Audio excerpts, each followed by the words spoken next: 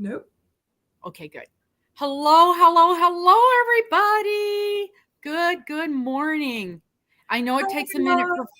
it takes a minute for everybody to get in. They got to get past all the commercials first, Mhm. and it always takes a second to show up. Let's see if it's showing up on here on the There we go. Yep, it's showing up live. All right, we are live. Good morning, everyone. Thank you so very much for joining us today. I really, really appreciate you popping in and spending some time with our very, very, very special guest, Miss Anja of Ophelia Talks. Hello, hello. Hello, everyone. Hi. I cannot even begin to tell you how excited I am that you're with us today. It's a pleasure to be here. And of course, here I have to say good afternoon. That's right. So it is. So, okay. So tell us, where exactly are you coming from? I'm in the UK. I Okay. am in Devon. So that's the south coast of the UK. And when you look at the map and you know where London is, it goes Mhm. all the way northeast, west. I love that. I don't. I'm like, I can do north and south. Forget east and west. No way that's happening in my world. That's And true. left and right are awful. My poor mister. I'll go turn here, and he goes left or right. I don't know that way. No, for me, it's turn up, turn down. It's up, you're going up or you're going down. So yes, all in the southwest, and it's about a 4-hour drive from London, uh, Okay. and we live right next to the sea. So it's just one Oh. street in between, and yeah, we're at the Oh, how sea. nice. We had another lady on, a couple months ago. She was a hoot, and of course, I can't remember her name. And I think she lived in that same kind of the same circumstance. And she was telling us she could see the water from her window. And Yeah. of course, it was cold and rainy and windy a lot. She Hmm. might have been in she might have been in Scotland. I don't remember. I have the worst memory in the world. But oh man, we enjoyed visiting with her. But it was the Mhm. same kind of Mhm. situation where she Yeah. could see the water, and it really inspired a lot of what she did. When we moved here, being so close to the sea, we have the seagulls. And Mhm. oh my goodness, that was something I really had to get used to. And I think when I film in the summer and I have my window open, I think some people have said they can hear them. So Oh, I'm yes, sure. it is a noise that you have to get used to. Uh, Mhm. but yes, now I don't hear them sort of consciously anymore. But Right. yes, it was something that I really had to get used to. I Really, bet. And yeah. they're noisy. They They can are be, noisy. yeah. Yeah. They can Seagulls be. are not cute little Twitter birds in the background. They let you know that they are And they here. are big. They are big as well. When we walk through the Yeah. park, we can, they're sort of walking through the park as well often. And Mhm. yeah, they're big birds. They are. They Mhm. are. Yeah. We've got a little restaurant here. It's just a little hamburger joint, and it is always invaded with the seagulls, and they will come and steal your french fries. And that's the thing, is people feed them because it's fun to how often you get to feed the birds french fries, and they're almost tamed because of the feeding of them at that spot. But they Yeah. will swoop right down and steal the french Mhm. fries off of your Yeah, table. they're not allowed to feed. Obviously, here they're not allowed to feed them, but people do. Yeah. But yeah, they you have to you in the summer you recognize the tourists straight away because Mhm. those are the people who leave their food behind on a table outside a pub or Oh, outside a yeah. restaurant, and or they go and walk away for salt or whatever, and yes, their food is nicked. It's Yep. gone. By the time they get back, Yep. it's gone. That's so funny. That is so funny. All the locals So, know not to do that. yes. So, Miss Anja, and it's Anja, correct? That's the correct And yeah, pronunciation? Anja. Okay. I just wanted to make sure. that's fine. That's fine. So excited to see you here. So, I always have a couple of basic questions I ask people. So, how long have you been on YouTube? I think I started my channel about 2015. Okay, quite a while It then. only took a few months for me to get my crochet direction because I think I started in June 2015, and then about November time, I started with my first crochet tutorial, and yeah, that was that. Nice. Yeah, we started out as a travel channel, roaming with Rover. So we Yeah, were of traveling with course. our Yes. dogs. and Yeah. it has morphed into the crochet. So, Yeah. yeah, it takes a while to get your footing once you first get started. Did you have problems? Because your videos are so wonderful, so well done. And we were talking about that. They're so well done. And you look so very confident and calm on your videos. Was it tricky for you at first, or did you just jump right in? I did start with a different channel first, where I was doing card making tutorials. Oh, okay. So that was just my hands showing Mhm. So I sort of learned a little bit about the lighting for filming, how to film, a little bit about editing, because at that point I was only editing on my iPhone. So I had an iPhone, and that allowed me to start filming, because then you sort of think, oh, I've got technology, I can do that. Mhm. Then I was editing on iMovie, and so I could edit out certain things, mistakes or things that you say wrong. And I did that for all that channel, obviously. But then that was sort of something that trailed off, and I wasn't getting anywhere with that. And then the crochet took over. So Mhm. that's when I sort of started the second channel, started doing something else but that card making. And then a couple of months after that, I did my first crochet tutorial, because that was my new craze. Mhm. Then, of course, all those videos were made with my iPhone and iMovie. And a couple of years ago, I think it was around sort of 2020, when I decided to, you know, that, well, the phone is all right for filming and obviously for doing what you usually do with it. But I was going through my iPhone's battery and capacity Yes. using that. When I had a whole cal on there, 6 videos or Mhm. even more, I was like, oh, if anything happens to this phone, I've lost Yep. all my videos, all my footage. So it was always, a real risk. No, make sure I've got don't lose the Yeah. phone, because that would have been a disaster. So we had to get it off the phone into something else. And that's when I got my laptop with Mhm. editing software. Um, Nice. and that's when my phone started lasting longer, because it didn't have to do all that processing for the Mhm. videos. And I yeah, know. being able to edit it. Processing. The processing takes forever. Yeah. You know, No, it doesn't. well, not for you. If you have the right tools, Yeah, it you doesn't have take the right tools. forever. And I have only just this year again changed the way I work.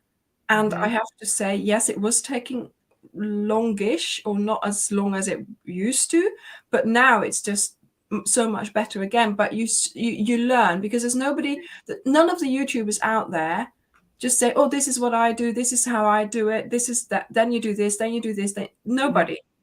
Right. You have Well, to put everybody does it a little different. everybody, of course, everybody has Yeah. a different channel, and the way they film, or the tutorials, Mhm. or vlogs. But even so, saving, archiving, editing, everything, everybody does it differently. And Mhm. they do put videos out saying this is how I do it, but they don't cover everything. Right. And so there's so much that I've spent hours with Apple support on the phone. Oh, I know. you know I know. Um, because you think, oh, I can afford this computer, so I'll buy this one and I'll do it with this one. Mhm. But it was the wrong one. So Yeah. you're doing it, but it's not as fast as somebody else can do it, because, Mhm. so there we go. So it's been a trial and error, and the way I'm operating now is so much easier. Good.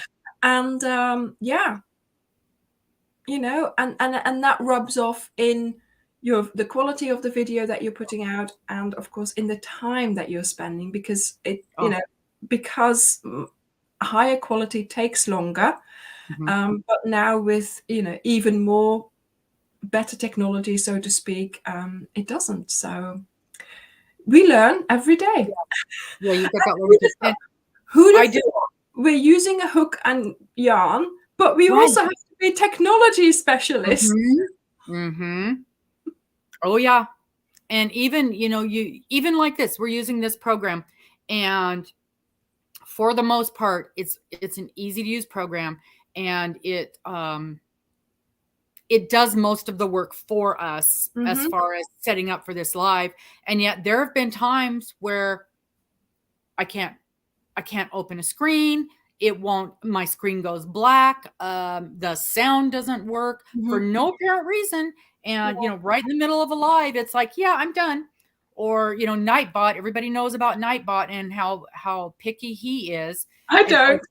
You're lucky. You're lucky. See, the thing is, I don't do this with two. I don't use StreamYard myself. So all I do is I go live via YouTube itself. So, I don't know how any of this works. I just clicked the link and it was fine. So thank you for that. I've done YouTube Live a couple of times, but I feel like I can do more with StreamYard. I can pre-plan things. Yeah. I mean, you can pre-program a live and you can just sit there and talk, but I can't do any of this, the things running across the screen, the name, the two screens, nothing like that. But and that's why I'm here. I'll join yours for yours. Well, and then when we do our Monday night bingo, I'm able to bring the bingo screen up and just make me little down in the corner. And I couldn't do that if I had to figure out how to do it on my own. No. And I tell people every single time I have a guest on here, I learn something about technology from my guest every week. And I'll never forget one week. And it's not like I've never touched a computer before, but I had a guest on here one week and I said something about, I can never see on my computer screen what it looks like on a different vehicle. So I always have my tablet up on the side. And I go, it's just so dark. And she goes, turn up your brightness. I'm like, oh my Lord. Didn't even occur to me that was the problem. The simplest things sometimes. Yes, the simplest things. Okay, so how did you pick the name for your channel? Yes, so Ophelia Talks. Well, like I said before, I had another channel, the paper craft channel, and there I was called Ophelia Crafts. Oh. So Ophelia is a theme because she's Hamlet's girlfriend, and I was into Shakespeare. Okay. And when I started work, because I work as a translator, and we are all over the world. And so when we had we still have a chat to talk to my colleagues. But of course, when I sort of started working at this company and you're like, oh, I have to have a handle, don't use your own name because that's not safe. That was sort of, back in the day when the computers were, and I'm like, oh, I'm going to be called Ophelia because I was reading Shakespeare at the time. And, I sort of thought, yeah, I like the name Ophelia. So I'll just use that as my back then MSN name. So, I started using that. And then, of course, when I started years later, when I started the crafting channel, I said to my daughter, what name shall I get? Because, Anja isn't very, she said, why don't you use Ophelia? Because by this time, even Microsoft thought I was called Ophelia because I was using it everywhere. So instead of saying Anja Tess, my Microsoft account says Ophelia Tess. And when I send an email to my mum, she was like, what's happened, darling? Why have you changed your name? So yes, Ophelia was sort of the name going through all those years. And so the papercraft channel was called Ophelia Crafts. And then, of course, I started a second channel with the crochet, or with not crochet in the beginning. I thought I want to be able to vlog. I want to be able to travel, do things on there. And I thought, if I say Ophelia Talks, because she can talk, then I can do whatever I want on that channel. Talk about anything, So Ophelia was then carried forward. The verb talks was put behind it, and then of course it became Ophelia Talks Crochet on the website, and Ophelia Talks Crochet. So it turned into crochet, and that's fine because now it's sort of like a name that's different from what it is really, but it's Ophelia Talks Crochet. So nice. There we go. That's really cool. And I love your cat symbol. I absolutely adore the cat symbol. I was wondering if maybe Ophelia was your cat, and that's where There that she came is. from. Yeah. See the outline. Uh-huh. It's So this beautiful. is Layla. Okay. And when we we have a friend here in Exmouth, and he's a graphic designer. And I said, look, can you design me a logo? Because things started getting, more interesting for the channel. And he said, yeah, okay, I'll have a look. And I said, I want to keep it simple. So like black and white, or just plain, nothing too, And so a couple of days later, he came back, and he had the cat, and he had, sort of the Ophelia Talks name underneath it. And I said, well, and I was surprised where he got the cat. He said, yeah, you were showing the cat during your live on Sunday. So he had been snooping around the channel Oh. to see what it was all about. And I said, well, Mhm. maybe if you put a little ball of yarn in front of her, then it relates more to the Mhm. to what we are doing. And so that's what he did, and the logo was designed, and it was That's born. wonderful. Yeah. That is wonderful. I have struggled these years with getting a logo, and I've hired a couple of people, and what they came up with was it just didn't speak to me. And Mhm. so I still have just Max driving down the road is our Mhm. picture. Mhm. And, now that it's been 4 years, I don't know how I could, morph away from that to something different. Yeah, So, it's making sure you've got your own thing. I sort mhm, of said I want black and white, I want lines. So there was a clear. Well, I don't know whether that was clearly it was clear enough for him to mhm, turn it into something. yeah, But if I hadn't liked that, I'm sure, because sort of we had a personal contact, they're right, friends of ours, so, right. and it makes it a little bit more, I don't know, easier maybe for him to Mhm. choose what I was doing, or the Well, kind of person I and am. then he spent the time looking at your work Mm. and getting inspiration from that, so that makes perfect sense. Because I had him here a whole day one day to put the cat on the wall. When Oh, I was working, he was there putting it on the wall. So that's funny. That is funny. Yeah, that's beautiful. It is oh yeah, beautiful. and It's also really he's the guy, and people will know him. He's the guy who looks after our website when we're away. So he sends out the packages when we're away. oh, very Yeah, he multi-talented, is. He very is. multi-talented.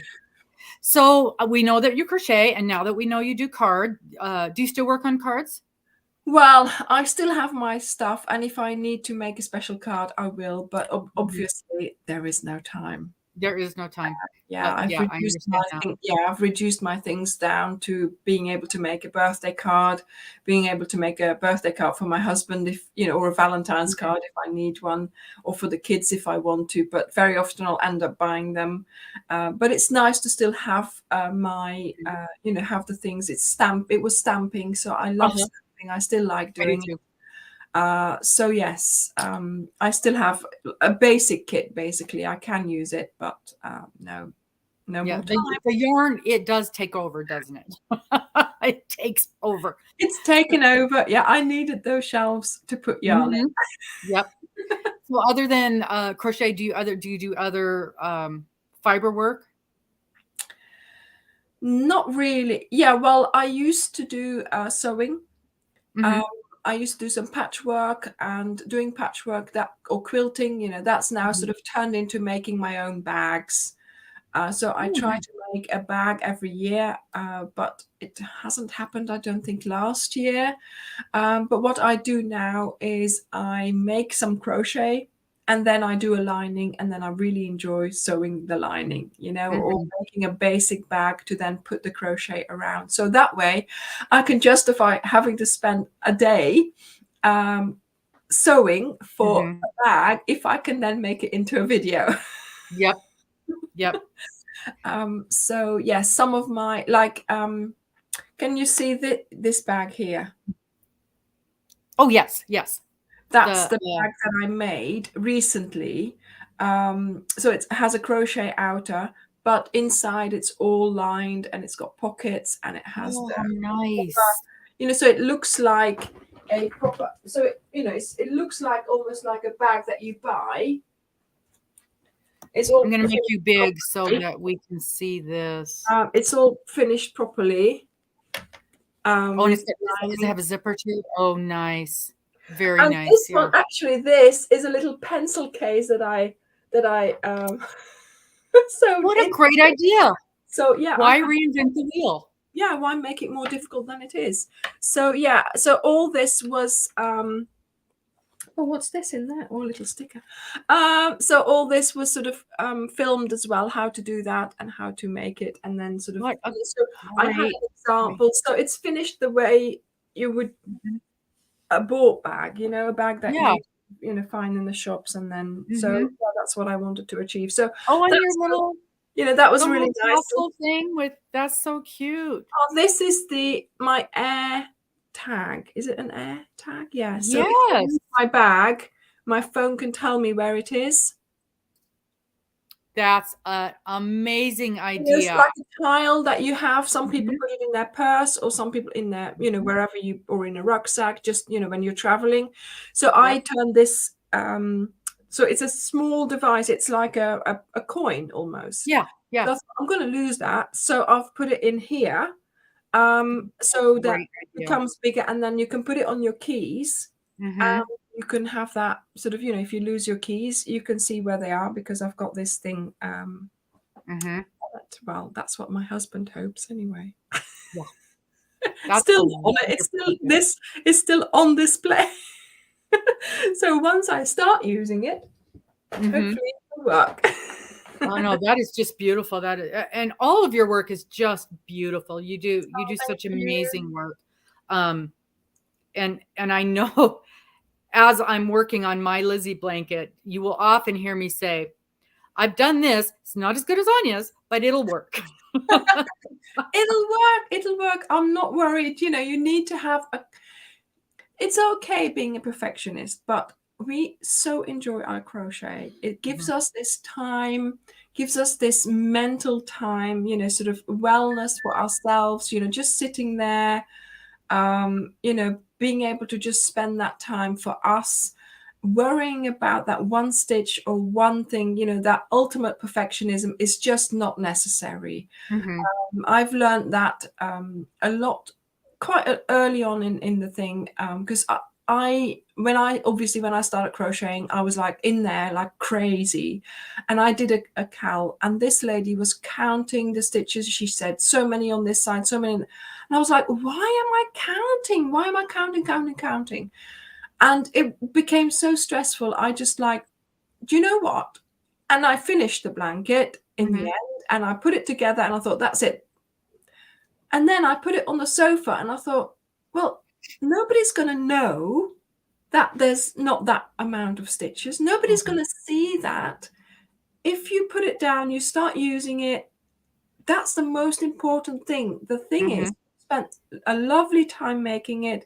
You're now going to start using it. It's giving you the vibes because you've made it. You don't worry about that little, that imperfection makes it perfect for you, to be honest, because that's what you've put your energy, your craft, your skill into it.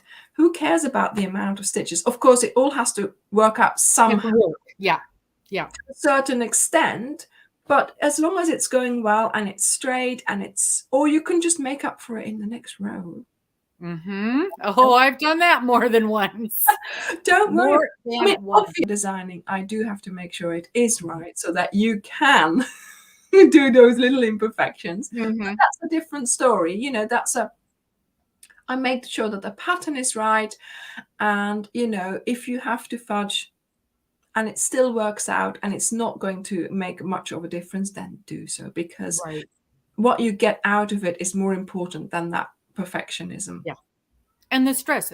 This is supposed to be our hobby. This is supposed to be what we enjoy doing to take us out of the madness of our lives. And if I have to, and there are some patterns that they have to be right. Oh, yeah. Yeah. There's usually somewhere in there that you can fudge it and bring it back to center, or I've got 101 double crochets instead of 100. Who Yeah, you can. cares? It doesn't matter. But for the most part, Yeah. For we example, this shawl here, this is the Snow Moon shawl, which is a shawl I brought out recently.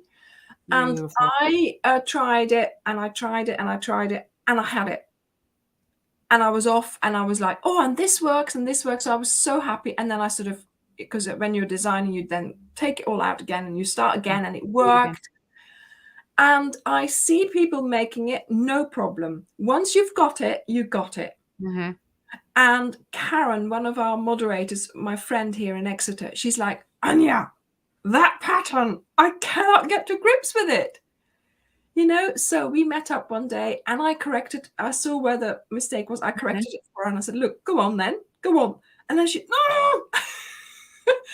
But sometimes it just doesn't work and that's fine. And you try again or you just give up. You have to admit defeat sometimes as well. But then what I tend to do is go back to that later on. So just forget about it. Don't worry about it. Just put it away, even unravel it, put it away with all the information there and try again, maybe in 6 months, maybe in a year, and you'll see it might work. It's something like the virus shawl. Once you have it, you have it. But this one here, for myself, I was like, I flew through it. I made this in 2 weeks and in evenings and snatched an hour here and there. I didn't even have time to make it, but I managed to make it in the space of 2 weeks. Karen has been like struggling with it, and she said it just doesn't work. And then when I was working on hers to correct it, I realized when you make a mistake here, all you'll ever have to take out is 4 rows. Oh, okay. Because I didn't know, because I hadn't had that. See, this is the thing. I make something and generally I'll make the mistakes so that you don't have to. Then I can put those tips and tricks in the video. But she was like, and why did it doesn't work out. So then I worked it back and I thought, hang on a minute, I have to unravel. So it's 3 rows of chains and then a row of shells. So you only have to take out those 4 rows to make sure that you're back on track. Back on track, yeah. And I have one of the things that I love about your videos, and I find that when I make an error on something, it's often because I started a stitch in the wrong spot. And especially when you've got something like that where it's a multiple or it's I don't know the right word, like your fan. If you start on this chain instead of this chain, it ain't going to work out in the end. Yeah. And so many times I cannot tell where I'm supposed to be putting that first stitch. Yes, so you need to work that out. You need to make sure that you're so clear about where that first stitch is. And I try to show you really up close with the turning chain and saying this is the one. And I tend to use all of them. I tend to do my slip stitch in such a way that you have to use it so that you have to get and that is different from different designers. I find some designers just skip it, and then did she skip it or did she not skip it? Is she not skipping it? So that makes it more difficult. So once you know which designer does what, it'll be easier for you to, or you just have to make out for yourself. This is what I do. Whatever she says, this is what I do. I have a. Sorry, I can see that Julie says that she left a pattern and then she went back to it and it clicked. So I have found that too. And I know like I've got Sophie's Universe is on the hook, and I know a lot of people struggle with her, and I just haven't, knock on wood. But it's the same thing. It's a well-written pattern. And if I'm not sure where to put my hook, I go look at the video. Yeah. And thank God for videos. I think videos, and this is just my personal opinion. I like videos. I crochet from videos. I think videos have opened the world of crochet for a lot of people who can't read patterns. And I mean, let's be honest, there's a lot of very poorly written patterns out there. And sometimes you can save a pattern by a good video.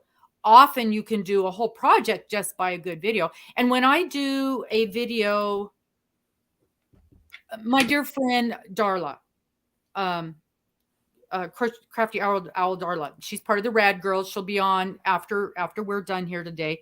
She is a very prolific pattern creator, but she doesn't write patterns. It's all video, and we're able to follow them completely. And whenever I do one of her patterns, I write it out.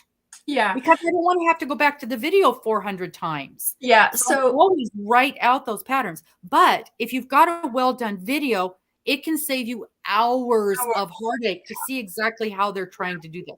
Yeah. And you do that. Your videos are well done, and we know what you want us to do. Yeah. So the thing is, I am a crochet tutorial video channel. Mm-hmm. So I am not a pattern writer. Do you see what I mean? So very often people say, oh, I went to the website, but I can't find the written pattern for this. Well, no, because there isn't one, because this is what I am. I am a video channel with patterns in my videos, not written out. Yeah. So I do provide written patterns for some of my projects. I think I did one for this one, obviously for the CALs. But to be honest, that then is a whole new dimension being added to making the video. So you're not only making the item, designing the item, filming it, editing it, uploading it, you're also writing a pattern, testing it, having people test it because it needs to be written, read, and made from the pattern without the video. Yep. And then, you know, making sure that you have a blog post or a video or a PDF, a blog post or a PDF with that pattern on there. So that adds so much more to, you know, to the actual project. And I have to say, sometimes I do it. But it means starting to write the pattern from the minute I am actually designing. Because afterwards, you're not going to write it down anymore. Nope. So, you know, if I sort of, I'm in the right frame of mind and you're there, but then also if it doesn't work out, you're then rewriting and erasing and so, you know, it's a whole process. And some of the things that I've made, I think, well, do I really need to write the pattern for this? Because it's so easy to make, you know. So some people ask for a pattern, for example, for this, you know, the yarn bowl that we made. And well, that's pretty. I think, well, that's so easy to make. Not for me. That's one of the things that scares me. I have wanted to make a yarn bowl for probably 5 years, and I'm terrified. I'm terrified. Why does that scare me? I will make the biggest, intricate pattern. Little things scare me. I am afraid of hats. I'm afraid of bowls. What do you have to lose? What do you have to lose? A couple of balls of yarn? Yeah, a couple hours of your time, because you don't even lose the yarn. You just tear it out and do it again. Who cares? So, I mean, this is what people say. I'm worried. I can't get started because, and I'm like, what have you got to lose? Get yourself, I think these were three strands. Get yourself your 3 strands. Start doing the base. Yeah. Doesn't it work? Okay. Try again. Still doesn't work. Okay, you are allowed to give up. But what have you lost? Yeah. And what will you win if you do make it? What will you win if you succeed in making the base and you manage to do the sides? See, and yours is so pretty. One of the things that we know, it's nothing new. It's nothing new. Crochet has 5 stitches. You will know the stitches. Yep. And I do tell people that, there's so many. No, there's everything you do in crochet is made from these basic stitches. It's just how you put them together. Yeah. And if you do it wrong, as long as you're consistently doing it wrong, who cares? There we go. Yeah. Look at that. So this is a little bag, a little drawstring bag. Is that one of those dice bags? Oh, look at that. So cute. You could open and close. Oh my goodness. Oh my goodness. That is adorable. So people are making it for putting their earpods in, Uh-huh. or for, like coins It, for the supermarket it bag, looks like a or, dice bag. pardon? Yeah. Dice bag. A lot of people, I guess that's a thing.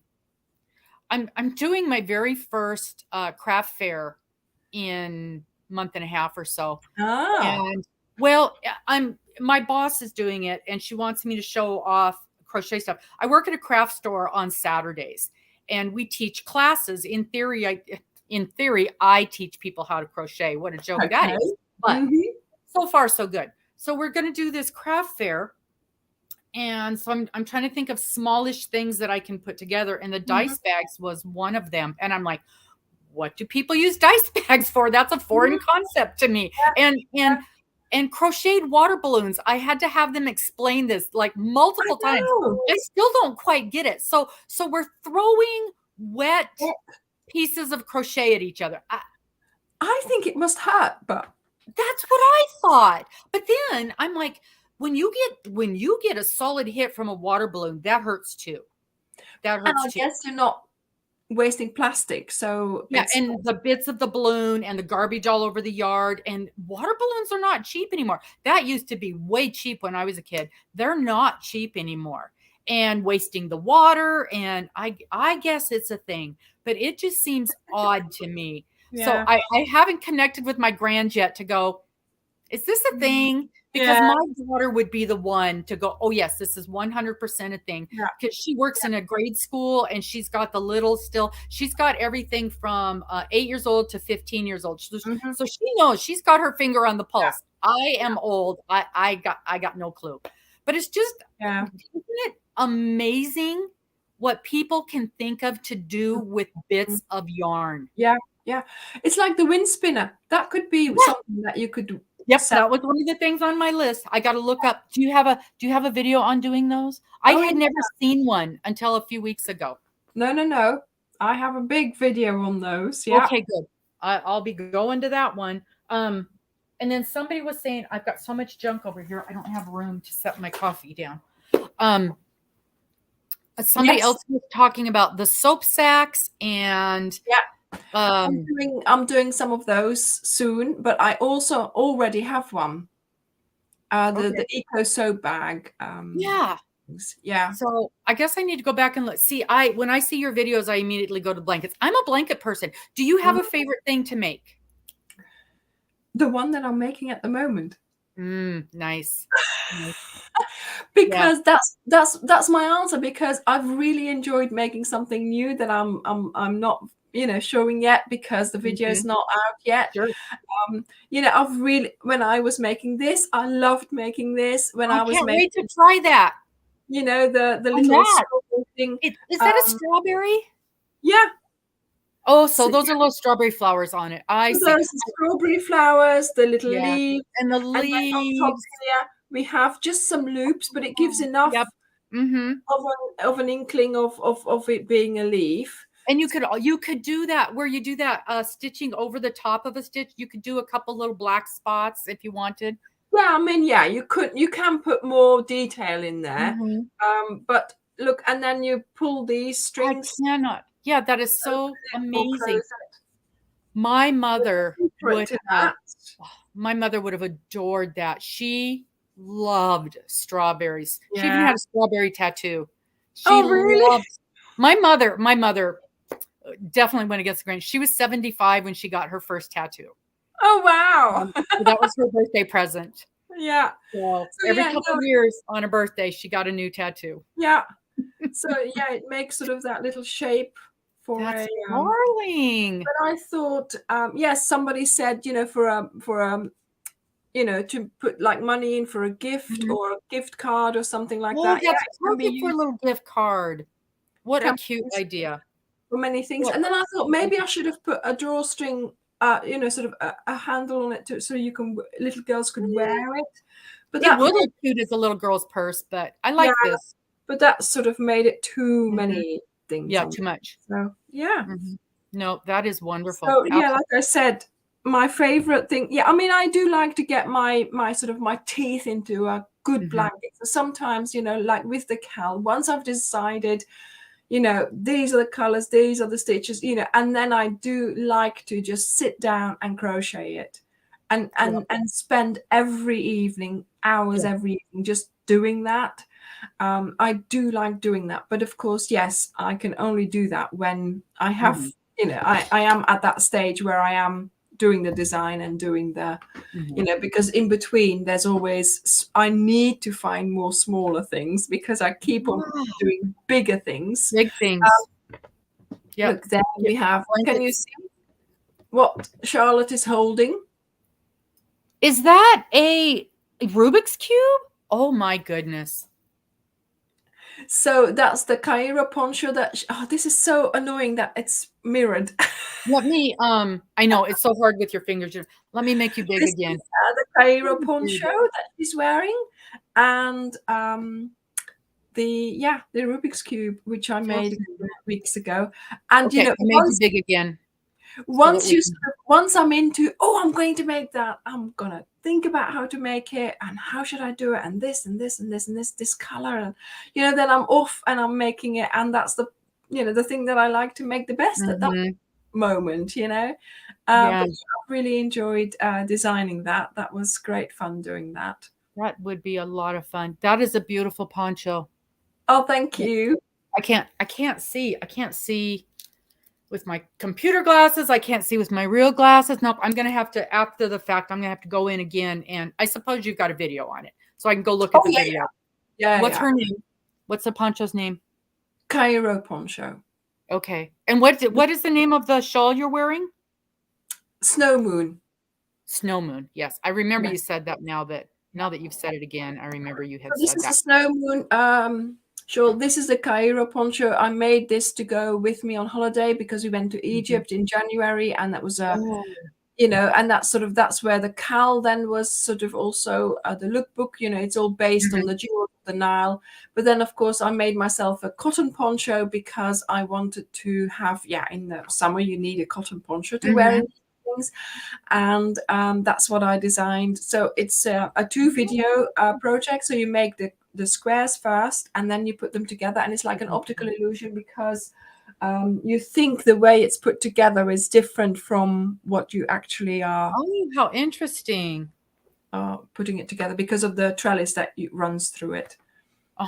That's really good.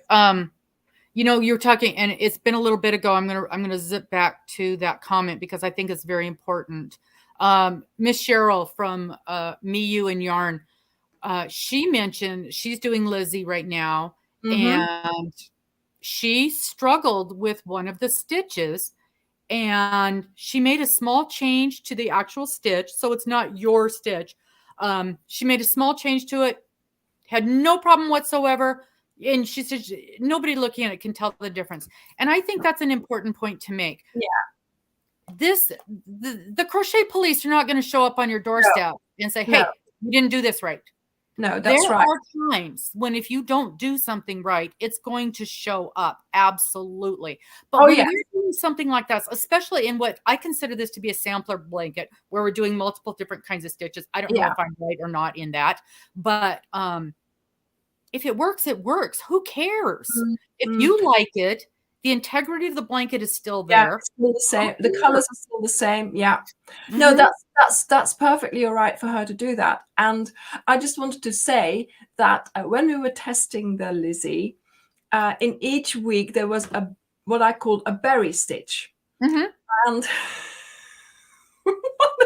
one week, one of our testers, Chris Green, I don't know whether she's here. She said she was going to be here, Christine Green. I think I saw Christine.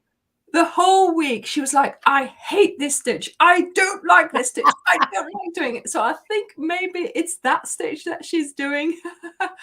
And she's like, Chris will never let me forget now. Yes, there we go. There's Christine. She says, no.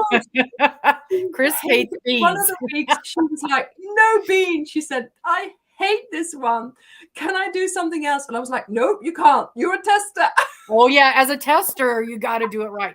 I actually got to test something. It shocked me that she picked me to test this pattern, and it turned out so well, but it has Where's my little green hat? It should be right here in hand distance. Mr. is putting up shelves. You guys all know I'm very blessed that Mr. will. I just mentioned something, and next thing I know, he's making it for me. And I said, I think you guys can tell I hate putting things on my walls. I am a freak about holes in my walls because I know when you go to move and you try to patch them, they look terrible. And even if I live in a house for 10 years, I don't want holes in my walls. So it was really hard for me to say those words out loud. I think I need some shelves here. And then as soon as I said it, I'm like, oh, no, he's going to build me shelves. And what I really want is like a shelf unit that I can just sit there. Well, next thing I know, I've got shelves. So Mr.'s, and I tried not to, and I quick threw something up there so you can't see my mess. So there's my shelves. And I've got everything, all my crafty stuff is all over the floor because I've got to rearrange everything and put stuff on my shelves. But so I have this thing here. This row. Can you see that? It's like yes. It's a picture rail.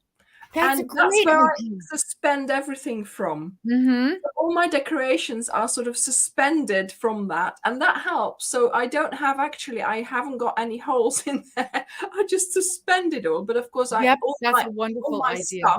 All my stuff is on this side in cabinets. So I have to do something here. And every time I see somebody with a beautiful background like yours, I'm like, I was thinking just putting up some twinkle lights and I don't know. I'd rather crochet. I'd rather crochet than decorate. I had a set of twinkle lights, and then I thought, well, I need more. So when you buy them, get 2 or 3 sets so you have the same light. So whatever you're doing, you can do the whole whatever. Rearrange. Yep. That's a great idea. I had one set, then I bought another one, wasn't the same color. So yeah. Yeah, they are different. Absolutely. No, that looks great. And then you've got your gorgeous yarn. Is it a separate room, your yarn wall? Or is that the other side of this room? It's the other side of this room. So I'm sitting here sort of facing this wall, and I have the billies. Which are those IKEA cabinets. Oh, yes. Okay. The bookcases from IKEA. So I have them all along here on this side and one there. We have this is our lounge. We have no television. There is no space for a television. I gave it to my daughter. So we have tall billies with the yarn, and then in between there was like a little gap. And so I have the wooden crates in there because they just fit in there with more yarn. Then there I have one in the corner, and then crates as well. So yeah, it's all yarn. And on top I have my filming lights, and so I have the background for the video, but for the lives, but then my desk is here, right? And that's where I do my filming. That is a really nice setup. We have no space here. I've got one shelf in my bedroom with the majority of my yarn. My poor roommate, when she moved in, I said, this will be your space, except I'm going to store a little yarn in here. A little yarn. So there's 2 closets in there. One of them is full of yarn. And then there was some cabinets, and they're all full of yarn. And then, of course, the living room. And my living room is very small. But the living room is taken over. And of course, now this is my area. I think it's going to help having even just those 3 shelves. Oh, yeah. It's going to make such a difference. And I literally just threw a couple things up there just so it wasn't a blank wall. But it's going to help a lot when I got a little cart and put my in-project stuff on the cart. Every little thing like that makes such a big difference. But I adore, because my friends pick on me all the time. No, but none of my friends are yarnies. So they don't understand the need. You've got to choose other friends. You've got to choose other friends. I know. Well, that's why I have my YouTube friends, because you guys understand. Even though I get beat up by some of my YouTube friends too. And I don't have the amount of yarn that a lot of YouTube people have. And I don't. And when you put that up there and you said, I have no yarn, I'm like, yes, I understand. I mean, when you've seen that picture of me in front, that is it. That's it. I don't have all my balls are like the Starcraft or the Wendy, so they're all plain colors. I don't have any Beautiful. of the fancy yarn. I don't have any twinkle or whatever it's called, you know, chenille, or I don't have Oh, any of that. I don't even have any variegated apart from the Aurora. That's the one that I have. Then I have one that's 100% cotton, and then I have the one that's coming out. So, or we have it on our website already, but I haven't been able to post any makes with that yet. Is the 50-50, so the acrylic cotton blend, so for wearables as well. The Cotton Love from JMC Bread. But other than that, I don't really have anything else. right. You know, I don't buy yarn. Well, obviously it's different now, but I never used to either. I don't buy yarn to just, oh, this is a nice ball, I have to get this, because I always like to buy with a project in mind. Okay. And if I do buy something like that, then I will make sure that I have 2 or 3 Right. balls. Or I will ask and see, you know, I think, oh, I might want to make a shawl with that. How many would I need? And I will make it. And I don't have any yarn like that I have sitting here thinking, I just bought it because it's pretty, and one day I'll make something with it. I'm bad at that. I am bad at, although I do have a lot of yarn that is earmarked for something, or minimally it's like this. So one of my dear friends sent me this bag of yarn for my birthday, and it's cotton. It's 100% cotton. And it was funny because it's beautiful. It's really interesting. It was a boucher. I can't, whatever the word is. And it was balled up when she sent it to me. And she's like, I don't even know what kind of yarn it is, because and then I'll be sniggered if I didn't find one yarn band, ball band inside of one, which of course I can't find now. But it was in German. And I know about 3 German words. That is, I recognize that from my mum used to have something like that, and we used to make tops with it. So it's called Rhine Baum Wool, Botania Multicolor. And so I did the configurations, and that just says 100% cotton. Yeah, that's all it says. And I don't even know how much I have. 50 grams, Postfetch 100. So anyway, I want to make a swimsuit cover up out of it. Oh yes, because you need to make something lacy with that, because your thread is going to be thin and thick and thin and thick. So yeah, and I don't want a fancy stitch. It needs to be a simple stitch, because the yarn is the viewpoint. And I need a swimsuit cover up. I'm designing one.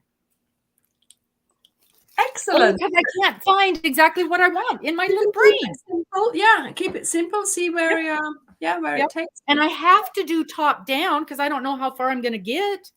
So true. Because I have exactly this much yarn. Yeah. And you need big rolls in it so you can get down far. Yep. But I am bad at buying yarn that's on sale. You know, here we have the big Hobby Lobby sale every year. And I'll tell you what, you know, there's Miss Pinky Jean. She's the one that sent me this beautiful yarn for my birthday. So, so that's what I'm making with it, Pinky. That is something that I don't do. I do not buy. I am not tempted by the sales. I am. And I wasn't even when, you know, obviously now it's all different for me, because you know, we have our own web shop, we sell yarn, and now I get to order the big amounts. You know, Didika's just given me a list of what I need to order. Can you see how many there are on there? I love it. It's always 3, 2, 3, 2. So it's great for me to be able to order on, you know, but of course this is something, you know, this is wholesale, you know, it's completely different. Right. But even when I was just crocheting for myself, because that's a thing I can't really compare anymore to buying yarn for private hobby purposes to Mhm. what I'm now doing. Even if Mhm. I don't, even if I'm not buying the yarn for the web shop, it's still different for me, because now I'll say, oh, I need this, and this, and I'll pick, I've got all the colors here, but then I'll use those for designing and for trying out things. But then Right. once you start working on your blanket, then I'll just say to Dirk, look, can you bring me full balls of this list, because I Mhm. want the pack then to start for myself. So it's Mhm. completely different now. I Yeah. mean, I have samples of all the yarns here, but then once I've decided what I'm doing, I'll just ask him to bring me what I need. And that's, of course, all in aid of the tutorials and the things that I make for the videos for the channel. So it's completely different. I don't have the time anymore to just make Mhm. something for myself, but I Right. am doing that all the time. Mhm. I'm doing that all the time. I would not be making this if I didn't like it, or if I didn't Right. want it. I would not have made that if it wasn't for. So all I'm making is my own personal taste, my own Right. personal wish that I want to make. And I just show all of you how to make those particular things as well. So if you think I've got bad taste in whatever I make, then you're not for my channel, because all I Well, make yeah. I like. Yeah. And I have looked at some channels. I've looked at some patterns and I'm like, no, no. And then, it's this person's style, Yeah, obviously. You yeah. don't create when you're a creator like you're not creating things that aren't things that you enjoy, because that's not your creation. That's not what's coming It's out of no, your brain. like, and like you said earlier, which is your most favorite thing that you're making? It's the one that I'm making now, because Mhm. I enjoy making it. I want to make it. I've had a vision. This is what I wanted. Mhm. This is my personal thing. And I don't know whether you know, but I'm going to have my colors done on Thursday. Oh, So how you know fun. what color you are for, Uh-huh. because Dirk says, oh, you're always going for blue, or you're always doing. I said, no, I make different things for the channel. I try to Mhm. go out of my comfort zone sometimes, like with that. There's this Woodbury, the castle shell poncho is in mustard. I mean, I would never have thought of Never. making yellow The things. gold, the Uh, golden Lizzie. There's no way on earth I ever would have picked up a skein of gold yarn. And yeah. it is So stunning in Lizzie. It's So, perfect. you have to do things outside your comfort zone. Mhm. And if I can get others to do that as well, then that's great. But yeah, it's still my channel. It's still me. I can't design Mhm. anything that's going to, I Right. don't know, that somebody else. Well, I'm hoping that what I design is something that you will like as well. But Of course. if you don't like it, then fair enough. I liked it. I like making it. I like Mhm. making the tutorial. Mhm. We'll see how it goes. um and yeah, so I'm going to get my colors done so I can use that knowledge. I can Mhm. use that sort of to know my colors for myself, but then Mhm. also to be able to make other items, make other colored items, and sort of say, that if you are an autumn person, or if you are a Mhm. winter type, then Yeah, I I'm a winter. right, okay, so then I could make a shawl for each season Mhm. type. So we'll see how it goes. But yeah, first of all, to see whether I've been choosing my colors right. Well, and even doing your color packs that you sell, your project packs. This one's for winter because I can't wear pastels. I True. absolutely cannot wear pastels. I'm I making have to wear. I'm making notes here. Yeah, yeah. And so this is for winter, this is for a spring, this is for an autumn. And especially if I want to make something for my daughter and I know that she is in autumn, then I don't have to try to figure colors out because Yeah. as everybody knows, Robin is color challenged. She can't do it. Everything I make is one color because that is all I can do. Now this No. was an ombre. And I spent an hour. You guys, this is how bad I am. And please tell me if I've messed this up. I spent an hour and I asked 3 different people. This is how bad I am. Does that button match the hat? Is Yeah. that color? Because I don't think it does. And I've had 3 different people say, no, it's fine. And I'm like, really? Really? Is that okay? Because I don't think it does. And I don't know. Mm. I literally, my brain cannot tell me that Mhm. this is Mhm. okay. But the Okay. person I made it for loves it and says it's fine. So Now I the guess thing it's is, fine. I have, in a way, I have taught myself how to put packs together by Mhm. seeing other packs and seeing how they, and try to work out how they were put together. Like for the Lizzie, I remember with the autumn walk, oh my goodness, it was so hard to put the colors together. I sat here, my daughter helped me, I changed my mind, I changed this, I changed that. It took weeks. But then with the Lizzie, I had the inkling of doing it according to the film. So the sort of getting the main Mhm. colors from the film, getting that vibe, getting the sort of the overall colors. And that helped me enormously with trying to put something together. It's not always what you expect. Mhm. And then we have here the jam jar. I know, I love it. By that time, I had a little bit of a system in my head of how I was going to do it. And so I started with a few colors from the jam jar because I had that necklace that I based it on. Mhm. And then, I added colors to that in the same sort of color ranges. And it just worked. And then there was also the picnic blanket, which I don't have Mhm. as an example. Mhm. And that was a mystery cal. So people were buying the pack without knowing the colors. Oh, wow, that would be hard. That would be hard for me. And when I sat down and I thought about this, I had a color thing and I thought, Anja, no, just put the colors together that you like. There are Mhm. no rules. There Wow. are no rules. You make up the rules for this pack. And I was like, it always takes a couple of days to put the Mhm. colors together. And here again, I was struggling and I was doing no, not this one.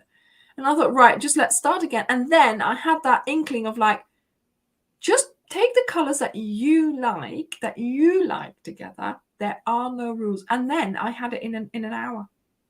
Wow.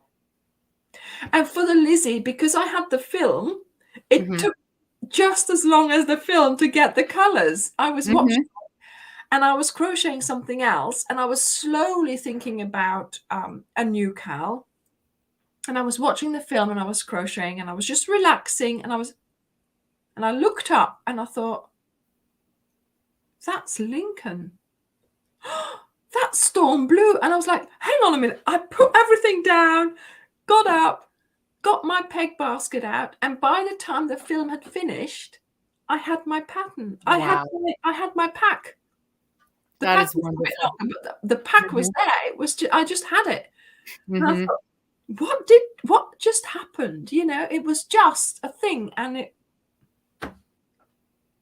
yeah. That is amazing. You can, it's just playing with color, and having the pegs helps enormously. Now, what are you saying, having the pegs? I don't know what that means. The pegs. Oh, the color pegs. Oh, oh, oh.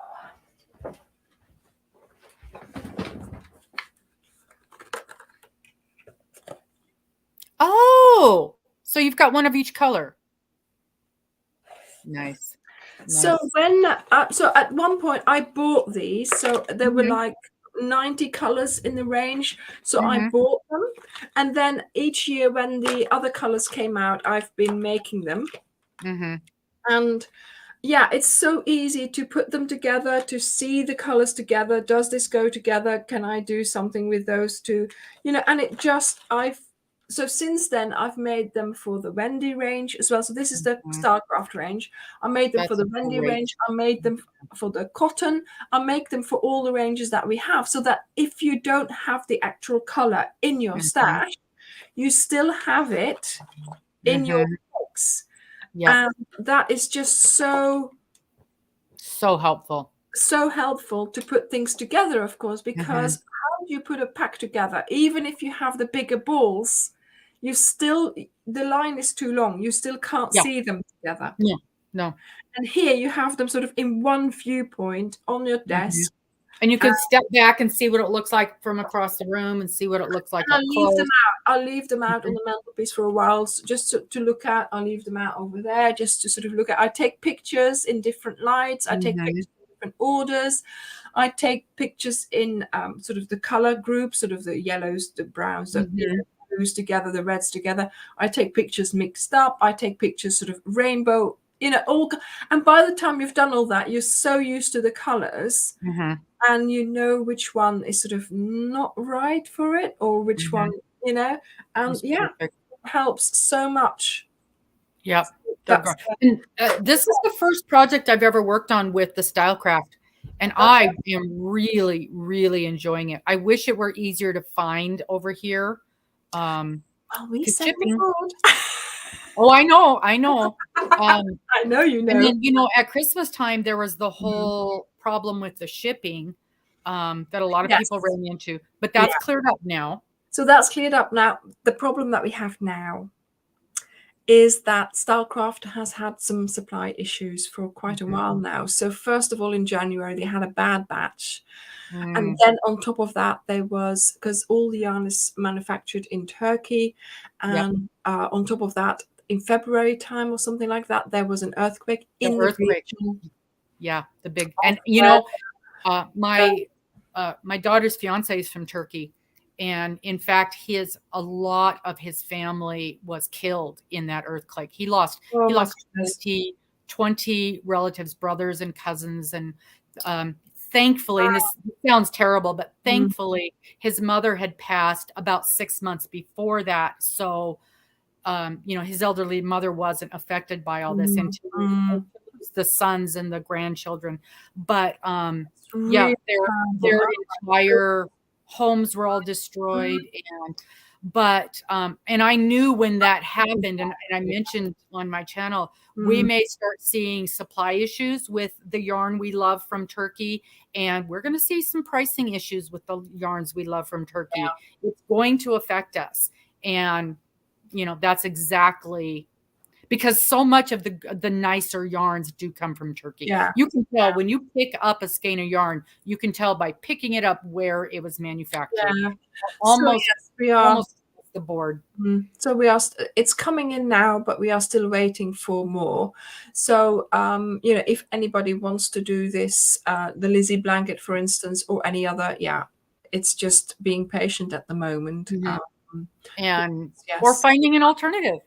It's like you were saying, the one of the colors, Windy, no, you know which one it was. One of the colors was not available. And so there was a different one that was substituted. And I literally break out in a sweat if I have to substitute a color. I am that afraid of color. And one of the crochet alongs we're working on is from Miss Dana's Wonderloves Crochet. She is doing the fruit garden. Oh, talk about a really beautiful blanket. And I couldn't find one of the colors. And I agonized over that color. And when I finally got it, I had to pick a different shade, and I got it and I started working it. You can't tell the difference in the least. Not in the least. And I probably spent 3 weeks agonizing over that shade of yellow. Nobody can tell. It's just playing with yarn. It's just doing it. It's just trying it out as well. The more you play with it, the easier it will get. The easier it will be on the eye, and you'll get used to it. You'll get into it, and you just mentioned earlier, you always make things in one color. Now, for me, generally, I make wearables in one color. Like, for example, the Cairo poncho. I make shawls in one. This here is an exception. But if I make it like this, then the dress that I wear has to be one color. Has to be one color, yes. And most of my clothing is one color.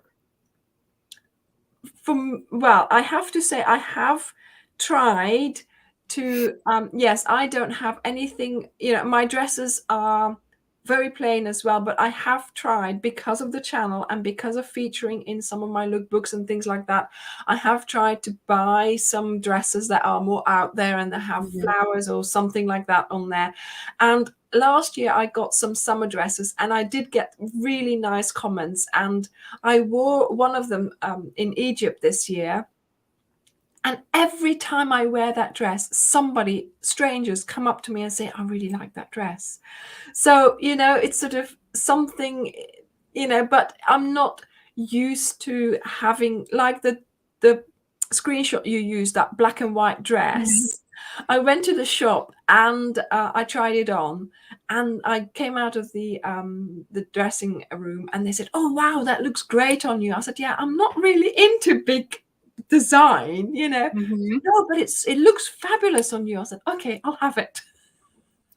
So I just got it because they said it looked nice. I mean, I feel nice in it, and I it's a lovely dress, but it's not something that I would have bought normally. But because I want to sort of push myself a little bit more, that's why I'm having my colors done, because that way I can maybe you really know more daring and know what I'm going to be doing. But yeah, my wearables will always be one color unless it's the yarn that's variegated, and then I'll have to have a plain dress. It was a variegated yarn. Yeah. And she wanted pink, and this is really more coral than pink, but I think it worked out. I think it worked. She won't ever wear it. She was just being nice to me. So it's her sister. And what'll happen is her granddaughter will steal it, and that'll be the end of that. But if she wears it, then that's fine. Yep. As long as somebody's enjoying it. Yeah. I just wanted to make something for her as a little thank you. So, but with the colors so I've had two people with colors. My mother, who was as bad with colors as I am, always said, if God puts the colors together, they work. So I'm always looking at plants and flowers and trees to see if things work. And I don't know how accurate that truly is, but so always in the back of my mind, I'm looking at nature to see if colors go together. And then I don't even know where I heard it. It was on a thing somewhere. And it said, I'm in Spokane, Washington. So we're just almost to Canada, almost to the Pacific Ocean. We're about 300 miles from the Pacific Ocean. Christine just asked where we were at. But somebody else said, every green works together. And I'm like, that threw me. That one threw me. And so I have an artist friend, and usually she's the one I go, does this work? Can I use this? And I said that to her, and she said, yes, in art, that is something that people say, but she doesn't quite believe it either. And where it gets me is the neon colors. I cannot do the neon colors, and I would never put the neon colors with anything. And yet I look at this green that you've got us using, this green right there. Yeah. Never in a million years would have chosen that to go with the blues and the browns. And it works perfectly. Yeah, it does work. But that film, Pride and Prejudice, on which I have based this on, is known for its colors. If you look at, so when I did that, a couple of days after, I started sort of looking into the actual film, and I thought, well, I'm going to have to tell them about the film, and I'm going to have to tell them about, and I found this thing about the film is known for its colors, for the way they, for the colors they used in the dresses, in the walls of the houses. Yeah. It is known for that because it was such a, and I thought, well, I noticed. But yes, so that was one of the things. So obviously I got the combination of using those particular colors together. I got that from the film, but obviously, yes, it was a thing. It was a thing. Somebody has put them together. Right. And I took a film class, my easy A in college was a film class, and it was not an easy A, by the way. she made us work for that, but that's when I learned that film uses color, TV uses color. And, once you have that in your brain, you're like, oh, yeah, the product they're selling is always a bright color or a central color. And I see it a lot in commercials for insurance. Insurance commercials, it's like the lady that you want to focus on is in a bright color, or she's in a red and everybody else is in mottled colors. Yeah. And so once you realize that and start thinking about it, you definitely see it. You definitely see it. Yeah. So that doesn't surprise me. But okay, so Cheryl's saying some greens have more blue and some have more yellow. They don't always mesh well. I agree, but you know me, Cheryl, I cannot put two colors. And here's the other thing that I worry about. Stripes. I don't mind working stripes in a shawl, in a blanket. I've got no problem with that. It absolutely terrifies me to think of putting stripes in a sweater. How are they going to match? How am I going to make them match? Oh, that makes me so happy. No, I wanted to design a coronation sweatshirt.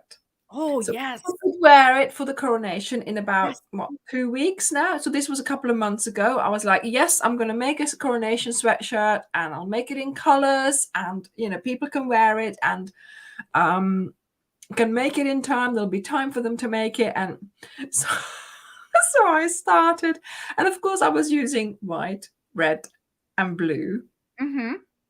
Oh my goodness! Oh no, it did not happen. I started changing colors, and I was like, I don't think so. And I'm like, I can't imagine myself walking down the street on Coronation Day wearing this sweatshirt, thinking, yes, I'm like, no. One color, yes, but one color. So then I thought, oh, maybe wider bands of color. No, then it looked like the French flag. So so my coronation effort became this. It's beautiful. So it's a Tudor rose, sort of the white and red rose put together for the, English rose. And there we go.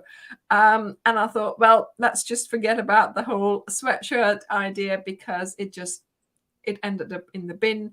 And there you go. That was that. Yep, not everything works. But I see the sweaters that people do, and they're beautiful. And there's maybe up and down stripes with different colored sleeves. No. Up and down? No. Yeah. Oh, that's so funny. That is so funny. Yeah, Alec, come here. Alec, come. That's Robin. Alec, hello. Hello. Come on. She's thinking about it. Yeah. She's like, I don't know. Max was so funny. He'd be like completely laid out on the floor. And the second I would turn on the camera, he'd be right here. What are we doing, Mom? Are we doing a live? Look at that baby. Hello, sweetheart. Hello. She's like, leave me alone. I do this on my time, Mother. You should know this by now. Layla. Hello. Oh, hello. There's your beautiful face. Yeah, there we are. What are you doing to me, Mom? We are making. Oh, look at that. So she's the Siamese? She's the logo. I think it's some sort of side branch of Siamese, but she's a ragdoll. Oh, yes, the ragdoll, yes. My daughter used to have a ragdoll. Yeah. Weirdest cat ever. That cat was psychotic. I am a cat person. That cat was psychotic. It was a scary cat. But she's fine. She wants attention. She wants to be loved, and I've trained her quite well. We have that little bed, the cat bed from IKEA. Well, it's a baby doll bed. And she sits on there. She wants to be brushed. So then we go over and we brush her. She's got a bed there. She's got a bed in the utility room. If she's, she knows certain things, it's if she in the bedroom, she'll go under the bed, but she's not allowed. So I just stamp my foot twice on the ground, and she comes out. Oh, that's funny. That is funny. Miss Morgan's cat, she lost one of her cats a few weeks ago. We lost Max, our dog, the picture on my thing, and her cat within 2 days of each other. Oh So no! it was horrible around here. Her cat, it was an older cat, and it had health problems, but she had a little kitty heart attack and passed away. And the other cat, and I think it's because she doesn't have her friend anymore, spends a lot more time out here in the living room now. And she'll come out and help me with my yarn projects. And I'm like, you can play with it. You cannot chew on the yarn. There's no chewing on the yarn. And she'll sit up here with me for a few minutes, and she loves sitting in the windows. So we do get to see her. She graces us with her presence daily, where before we hardly ever got to see her. But she's not a sit in your lap and pet me kitty. And every kid I've ever had has been like that. So I really miss that. The minute I get this out, I mean, yes, I should be using my crochet blanket, shouldn't I? But I have trained Layla so that she goes on this blanket because I don't want her, obviously they do that biscuit making, and I don't want her to do that in all my blankets. So I sit in the sofa in my corner there, and this is always next to me. So if she comes onto the sofa, I quickly put it over my lap, and then she'll sit on there until my legs are dead and I can't move. That's wonderful. Yeah. But and she helps you. I'm in there, the minute I'm there, sort of in the evening, she knows she's there, she's always, and she sleeps next to me on my bed. And this morning I woke up and she was, this is my pillow. She was right here. And I was like, what is this? Good morning, Mom. It's time to get up. Are you able to crochet pretty much every day? Yes. Yeah. Well, she says, yes, I can. I mean, generally, I like I said, I work during the day, so I have my hours, and then in the evening after dinner, or sometimes Dirk is doing the dinner. So it depends on if I'm making a larger project. Sometimes, when I'm doing my own cal designing, so to speak, then he'll be doing the cooking, or if I'm too busy, he'll be doing the cooking. So we sort of swap it around a bit. And or if I'm doing this, I'm hoping that he's doing the cooking.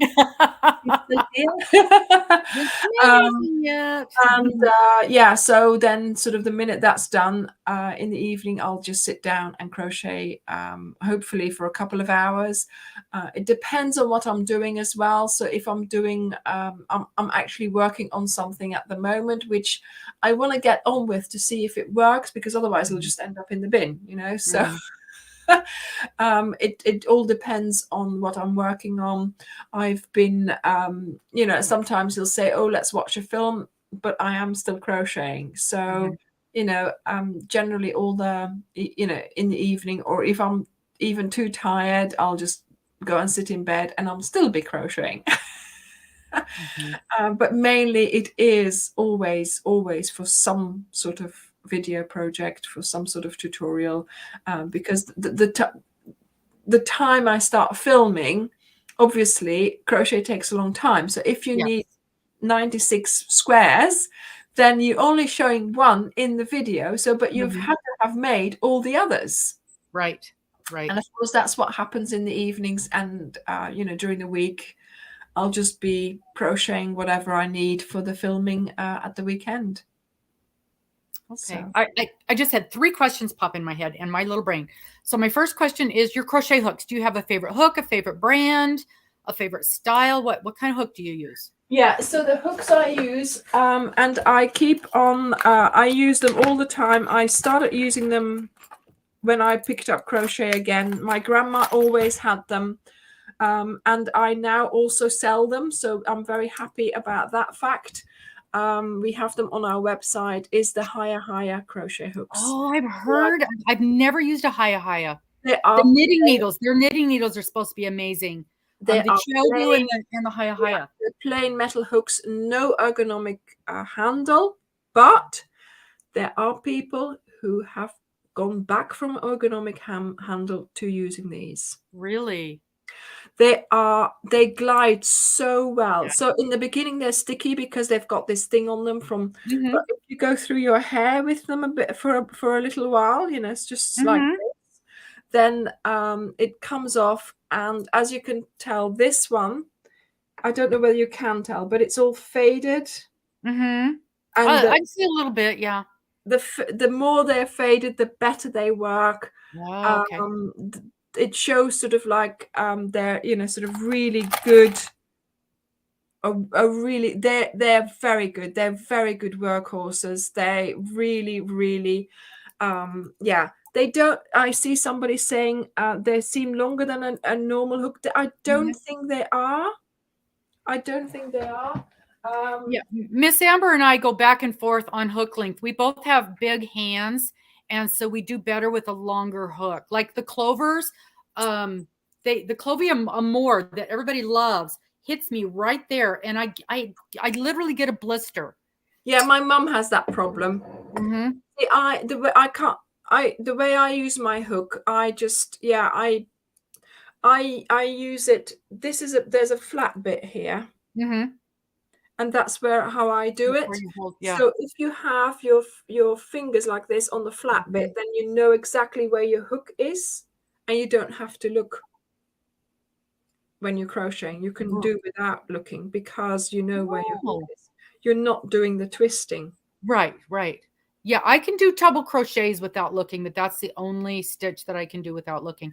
So then you are a knife holder. No. Do you know? Pencil holder? Like How this. do I hold my hook? Unbelievable. I don't even know. I have to think about it for a second. And I don't even I'm actually knitting something right now. Here's the baby blanket for those of you that are wondering. The baby that was born last week. We're getting there. Oh. So, but no, I hold my crochet hook like this. And there's people that hold it like this. And you know what is so funny? We were trying it out the other day, and my stitches are so much more even and beautiful when I do it like this. But it's because I'm going slow. I'm very slow and methodical because this isn't, I have to think about it when I'm holding my hook like this. But my regular way of holding like this, I can just fly. Yeah. So this is exactly, Shara. This bit here is a bit longer than for other hooks. So other hooks, this bit is shorter, and that makes a big difference. Yeah. I'm going to have to try one of those because I've heard about them with the knitting. They're really good hooks. And I have them in all the sizes, and I have to say I use them all the time. I'll never actually,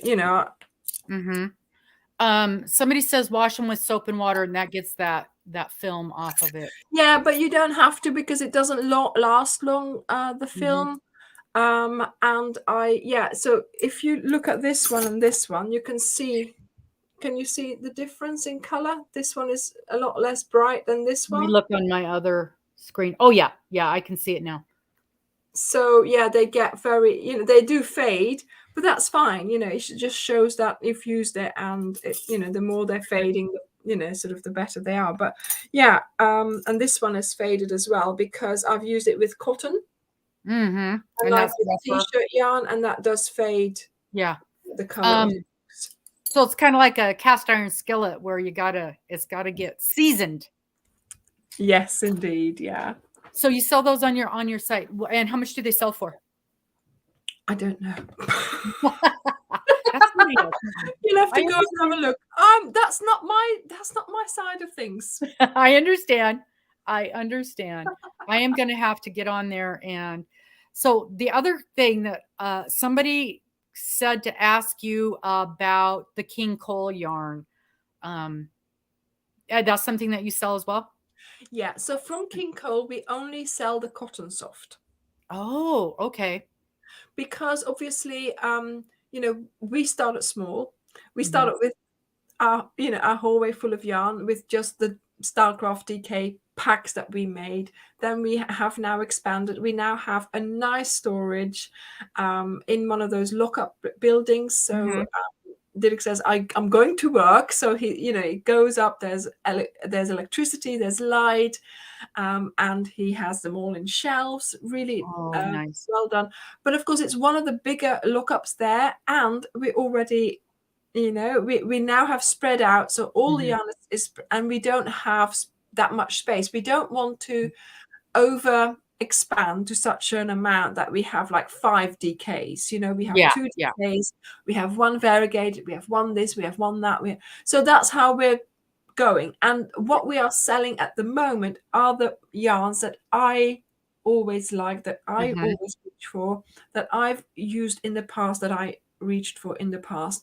And last year when we went to the yarn fair for yarn shops, so not the normal public, not for people who own a yarn shop, of course the first thing I saw when we were on the King Cole site was their cotton soft. I've always loved using it. I've always used it for wearables, for cotton things, when you need, like for a pot holder. A cotton wearable is so important that you get a nice one. It's a non-mercerized cotton. It's really nice to work with. It's soft. It's, so that is the one that we have from from King Cole. I know they do a DK. I know they do all kinds of things, but we're just sticking with that. And soon we will also have raffia. Oh, interesting. So we have it already, but I'm designing with it. Yeah, well, I was going to say, you have to show us some things with me, because I ended up with some raffia in a mystery bag, and I'm like, and what do I do with this? Yeah, so I've been looking for raffia for a long time. I've always wanted it to sell it, because that's one of my things. As a child, my mum had at some point, and we made things with it. I can't remember what we made with it, but I remember the raffia, and I remember working with it. So I just wanted a raffia range to add to the website, and King Cole does it. So who knew? Wow. Yeah. So that will be on our website once I get, it's halfway made. I just need to start filming it and then putting it together, and then that's that. But obviously we are doing the cal at the moment, so we have videos until the end of next month to do with the cal. So after that, we'll have all kinds of things happening again. So you made flowers with raffia when you were a child. How interesting. Wow, That's a beautiful scribble. Yes, flowers on sticks and things, I think we made as well. Yeah. That would be so pretty. That would be so pretty. So it just popped into my head. We were talking a few minutes ago about how crochet is our hobby, not for everybody. But it's how we decompress. It's how we enjoy life. It's how we get away from the stress of the real world. But for you, each part of it is your job. Do you find that it takes away from the enjoyment of it, or do you find that maybe it requires you to be more creative? Has it affected, has it being a job for you affected your love of crochet? Well, it started as that. It started exactly as that. I started crocheting because I needed something to wind down in the evening, and I just wanted to have something just to sort of, take your mind off everything else that was happening. So I get that part completely, and it still does that for me. I still sometimes just take my crochet project, go and sit in bed and just be quiet and be crocheting or watching something, and just taking that time out from everything else. So that's how it started for me. Luckily, or maybe unluckily, it all took off. So I decided to put a tutorial out there. People liked it. And so now, yes, of course, I am always designing in function of having a video. But what I make sure I do is what I said earlier as well. I only make what I want to make, what I like making. If tomorrow I start saying, okay, I'm just done with making shawls, I'm just going to do blankets from now on, then there'll be only blankets on the channel. But I still love to crochet every day. I still love the fact that with something as simple as this, A stick and some yarn. and yarn, Mm-hmm. we can make things that people would pay money for. Right? We can, it's a survival skill. Not only Mhm. can, that's why I've said this a couple of weeks ago on my live, all my tutorials, for me, I can survive with my channel because I'm making some money with it. Mhm. For you, I want everybody to be able to do the same. And if they can use one of my designs, my projects, make it and sell it, then that's great. If you need to, if you're in a situation where you think, oh goodness, I have a problem, or I need some money, but I have some yarn, let me make this and I can sell this, and then I have some money. That would be fabulous. That's exactly one of the things that I want my channel to serve. Right. To serve you. So but on the other hand, I still make sure that I do that. I still make sure that I actually take myself away and have that moment with with whatever I am making. I am making something that's bigger at the moment. So yesterday evening, I just had it, and I just sat there, put my computer there, put something on Netflix, just sat myself down and just crocheted. And that was, so I still enjoy doing that. I have to admit as well, a couple of weeks ago, I was like, I've had it. Not in a big way, right? Right. Just in a way of like, oh, okay, I don't have any, it seemed like I didn't have a project. And sometimes this happens, and the moderators know that. And I tell them, like, I don't have a project. I mean, I do have a project. I always Right. have a project, but sometimes I have to wait to be able to film it. So I have it sitting there until the weekend where I have the time to film. Right. Right. So I can't work on that one. I can't work on that one because I'm waiting for something there. I can't work on that one because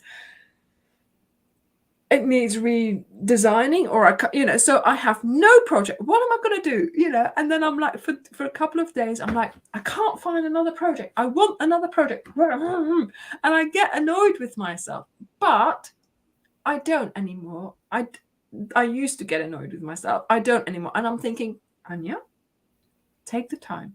Enjoy not having a project. Take a little Enjoy. break. Because next week you will have so many projects you won't know where to start.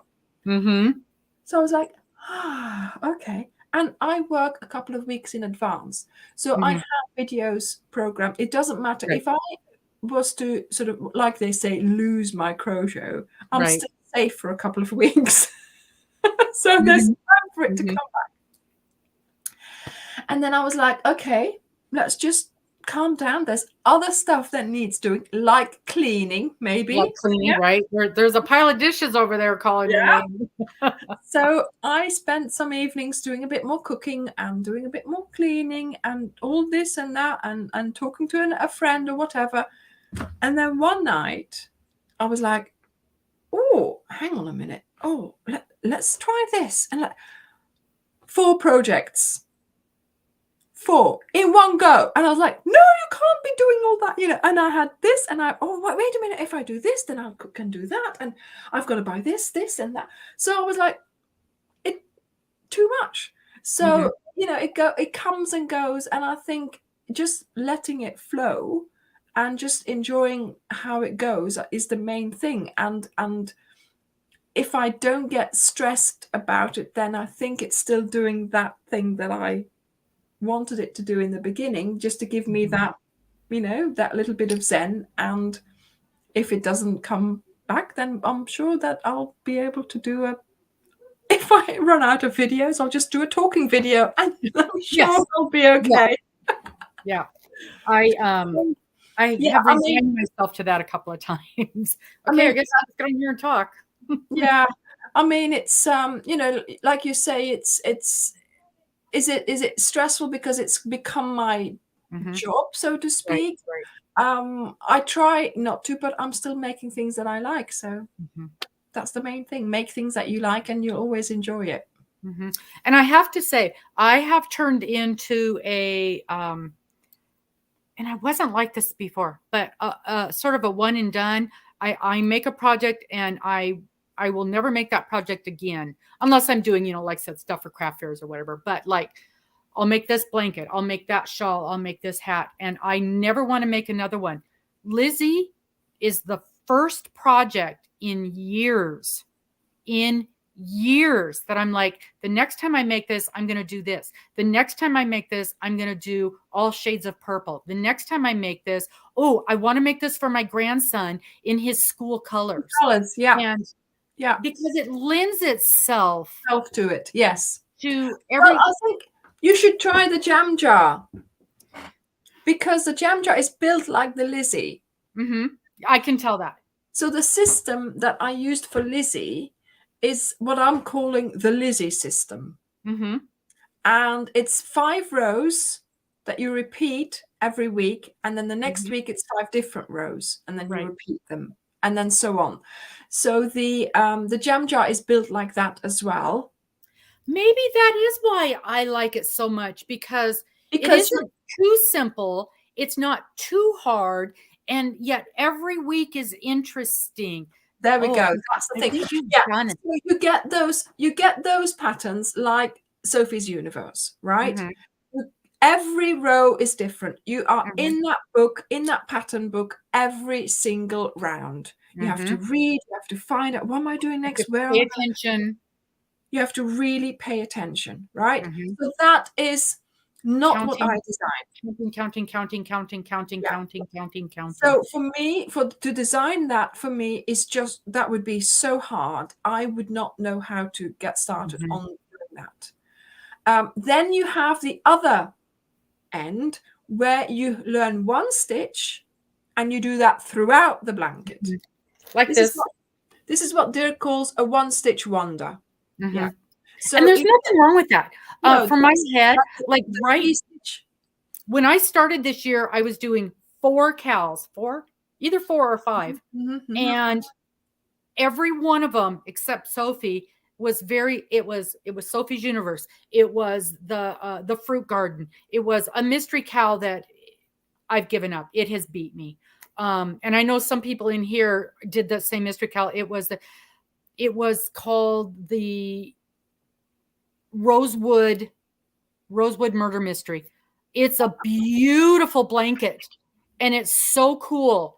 I'll send you the link to the lady that did it. It's the Rosewood, and you don't know what you're going to do, and it's over now. Of course, I kept up for 3 weeks, and it's like a murder mystery where you're reading along in this mystery, and if you pick this door, you're doing this part of the blanket. If you pick that door, you're doing this on your blanket.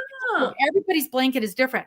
The pattern beat me up. I absolutely, and it was a struggle every minute of every day to do this pattern.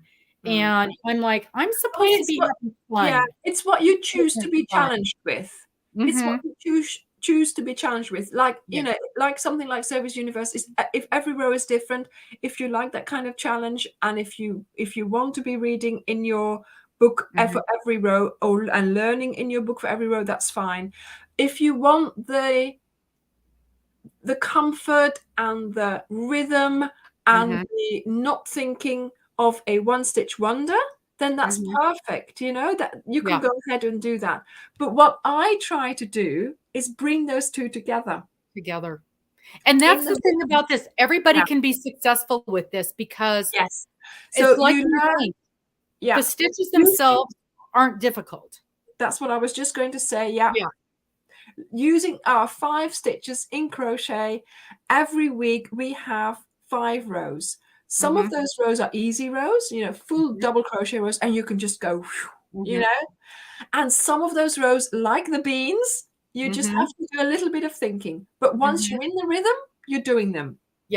So it's still mindful, it's mindless, it's still thoughtless. You can still go for it. And if you make the little sampler along, then you put that sampler next to you, and there's no need to read a pattern, because you know which is the next row. I'm doing boxes, I'm doing a bean, I'm doing this, I'm doing that. The videos tell you exactly what you're doing. So you learn those 5 rows. But like Christine discovered, if there is a bean that you don't like, you only have to do it 6 rows. And then next week it'll be something else. Something So, different. Yeah. Get through those 6 rows. 6 rows is nothing in a blanket of 180, Right. 150 rows. 6 rows is nothing. Right. Okay, yes, of course there will be rows of double crochets but you need some substance to your blanket. There she is again. Christine says no beans ever. No. When I told her in the jam jar or whenever it was, no, the beans in the Jewels of the Nile. Oh my goodness, there's some sort of bean. I said, but I said to her, no, Christine, they are not beans. They are not beans. That's so funny. It's funny because I did not struggle with any of the stitches. The only thing, and I don't even remember which one it was, but you did a stitch, and then you did 2 chains and skipped 2 stitches. Because I was talking and I kept forgetting to stitch. I put that in every one of them in every row. And I'm like, I probably pulled that out 3 times before I'm like, I cannot do this and talk on the phone. For me personally, there's always 1 week where I struggle. That's funny. There's always one. I designed it myself, and yet 1 week there's always something that can't click in my brain, and that I'm just, oh no, I've done it again. I've done it wrong. And it happened in the Lizzie. It happened in the jam jar. Oh my goodness. I think it was week 3 in the jam jar. I did that like 3 times, and I'm like, why can I not remember what to do? But then that's me. I think that's personally me. And in Jewels of the Nile, I think it was week 4 where I was like, no, week 4 I was the one that I really loved doing. There was another one that I'm like, oh, I hate doing this one. And it's your own design. But I designed it, you know. I love that. But that's how it goes. And I guess it might be a different week for everybody, or it's something that you just have to get through. But in the whole scheme of things, I think it's still very enjoyable what we're doing. But it's there's always one, isn't there? Yeah, and I do know the envelope border. She calls them something else, she says. Christine says she calls them something else. Yeah, they're not beans, they're puffs. She calls them something else so that they're not beans. No, they're not beans at all. So I do know. And so, okay, big surprise. I'm doing, the Lizzie crochet along, my very first crochet along. I fell in love with your blanket. I don't know why I fell in love with the colors, but I did. I don't know what possessed me to host a crochet along, because it has been so stressful for me. Because for one thing, that's these things we do to ourselves. I mean, it is the things we do to ourselves. So it's like, oh, let's do a crochet along. You've never done one before. On top of it, let's read Pride and Prejudice and videos ourselves. The language in that book does not lend to reading it out loud. I feel a fool half the time because I'm like stumbling over these words. And I'm like, I really hope people forgive me, because these are not this is not the easiest book to read. No. I'll tell you, there's been a time or two where I'm like, I don't know what that word is. I don't know what that means. I'm not even going to try to say it. We're just going to skip that word, and nobody is going to know. Yeah. But I usually do. I stumble over the word. I try to get through it. And the first couple times where I made a mistake, I was horrified. And now I'm like, sorry, and do it again. Say it again, because that's just the reality. But, and the other stressor is, no, I have to actually finish the blanket. I cannot give up and put it in the corner like I did with Rosewood or with Sophie. Yeah. But that's good, because you're making yourself accountable, and that's what it is. If you're doing it together, you're keeping, you're showing each other progress pictures, and that's what's happening in the group as well. Now we've just started the Jewels of the Nile. People are really, I've done this much, I've done the, and it keeps other people going as well. And for me, making a blank, because obviously before I did my own cals, I used to before I got so busy with my own channel, I used to do other people's cals, and the first time I did a cowl, it was like, whoa, that's the quickest I've ever made a blanket. What a fabulous way of making a blanket, because people give up. You know, it takes too long, you give up. So for me, it was a complete revelation. I loved the fact that I could just, you know, do the homework, as everybody says, you know, do the weekly homework. And I really made sure that, you know, Thursday evening, so when it came out on, for example, on a Friday, Thursday evening, I was like, okay, how much have I got to do? I am not going to bed until it's done. And I did it. And, you know, at one point, I even did 2 cows at the same time. Yeah. So I was doing, by the way, 4 cows at the same time doesn't work. no, Just so you know. that's a bit much. So I was doing So 60 rows in a 60 rows in a week. So I did 30 rows of one blanket in the weekend, and then the other rows during the week. I loved it, you know. So I thought it's the perfect way of making a blanket and getting it finished. And for me, and you guys all know, and I know, Anja, you know, I even broke it down farther. So your 1 week is my 2 weeks, because for a lot of my viewers, 30 rows in 1 week isn't happening. And for me, I thought there's no possible way, because I cannot force myself to work on one project at a time, which I have ended up doing. But 15 rows a week was very manageable, because those 15 rows, a good half, if not 3/4, are double crochet, half double crochet, watching TV. Oh, yeah. So it's no problem. So 30 rows, I mean, a blanket is generally 150 rows. If you then divide it into 5 for the actual blanket, and you have 6 weeks with the border, 6 weeks is what I think is a maximum for a crochet along. If it goes to 18, if it goes to, sometimes it's 8 weeks, that's sort of a lot for, you know. But of course, if you're doing less, then you know, then you have to do a little bit more weeks. Yeah, so my crochet along is very long. It's not going to officially end until the end of June. Yeah. But some people, this is what I'm hearing from people. I'm so excited, I'm working ahead. And I'm like, no, watch my video. And then other people are like, I can't keep up. And I'm like, okay, then I had the right idea, because people work at different paces. Yeah, you have to find the middle ground. And the way I did it, you know, with the 30 rows, otherwise it would just be too long for my channel. You know, you have to think about that as well, because for me, it means, yes, it means I have a weekly video every Friday, or whichever day I decide to bring it out. But it also then limits my videos alongside as well. So, you know, it's sort of, for me, it's sort of like a block in my video publishing, which I think for 6 weeks, that's the longest I want to do. That's a nice amount. Yeah. That is a nice amount.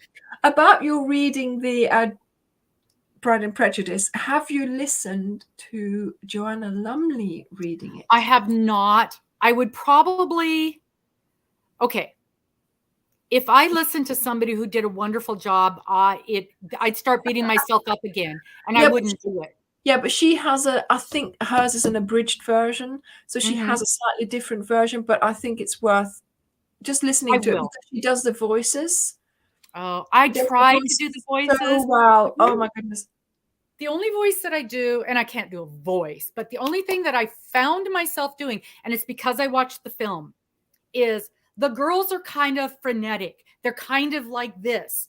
And then the dad is very much like this. So when I come to the dad, I slow down. Yeah. My voice is calmer. It is more monotone. And I try to add a lot of enthusiasm, because that's kind of me anyway. But dad is definitely like this. And you know when dad is talking. And that's the main thing that I do differently. But it just fit. It made sense. So that's how that can happen. But yeah, the Joanna Lumley one is really worth looking up. I will. Yeah. That would be wonderful to listen to. I don't know why. I do know why. Last year, before I had got my watch hours, I thought I had seen several people reading books, and I thought, okay, that's an interesting way to get watch hours. Do people really listen to them? Yeah. And I kind of went back in and saw how many people. I'm like, yeah, a lot of people seem to enjoy these.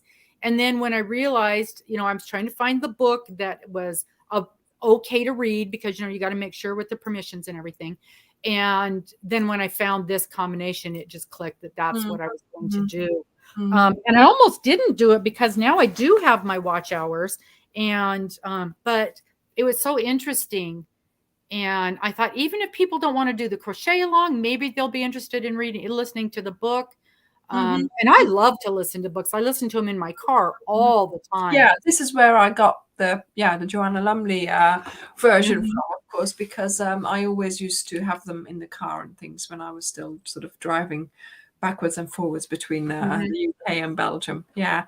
Wow. I can see somebody saying, Sigal says, so having after Cal events where friends come together and work on a Cal at different pace is awesome. And indeed it is. I mean, I was so surprised that you were sort of like retaking the Lizzie Cal, and it's just lovely that you did.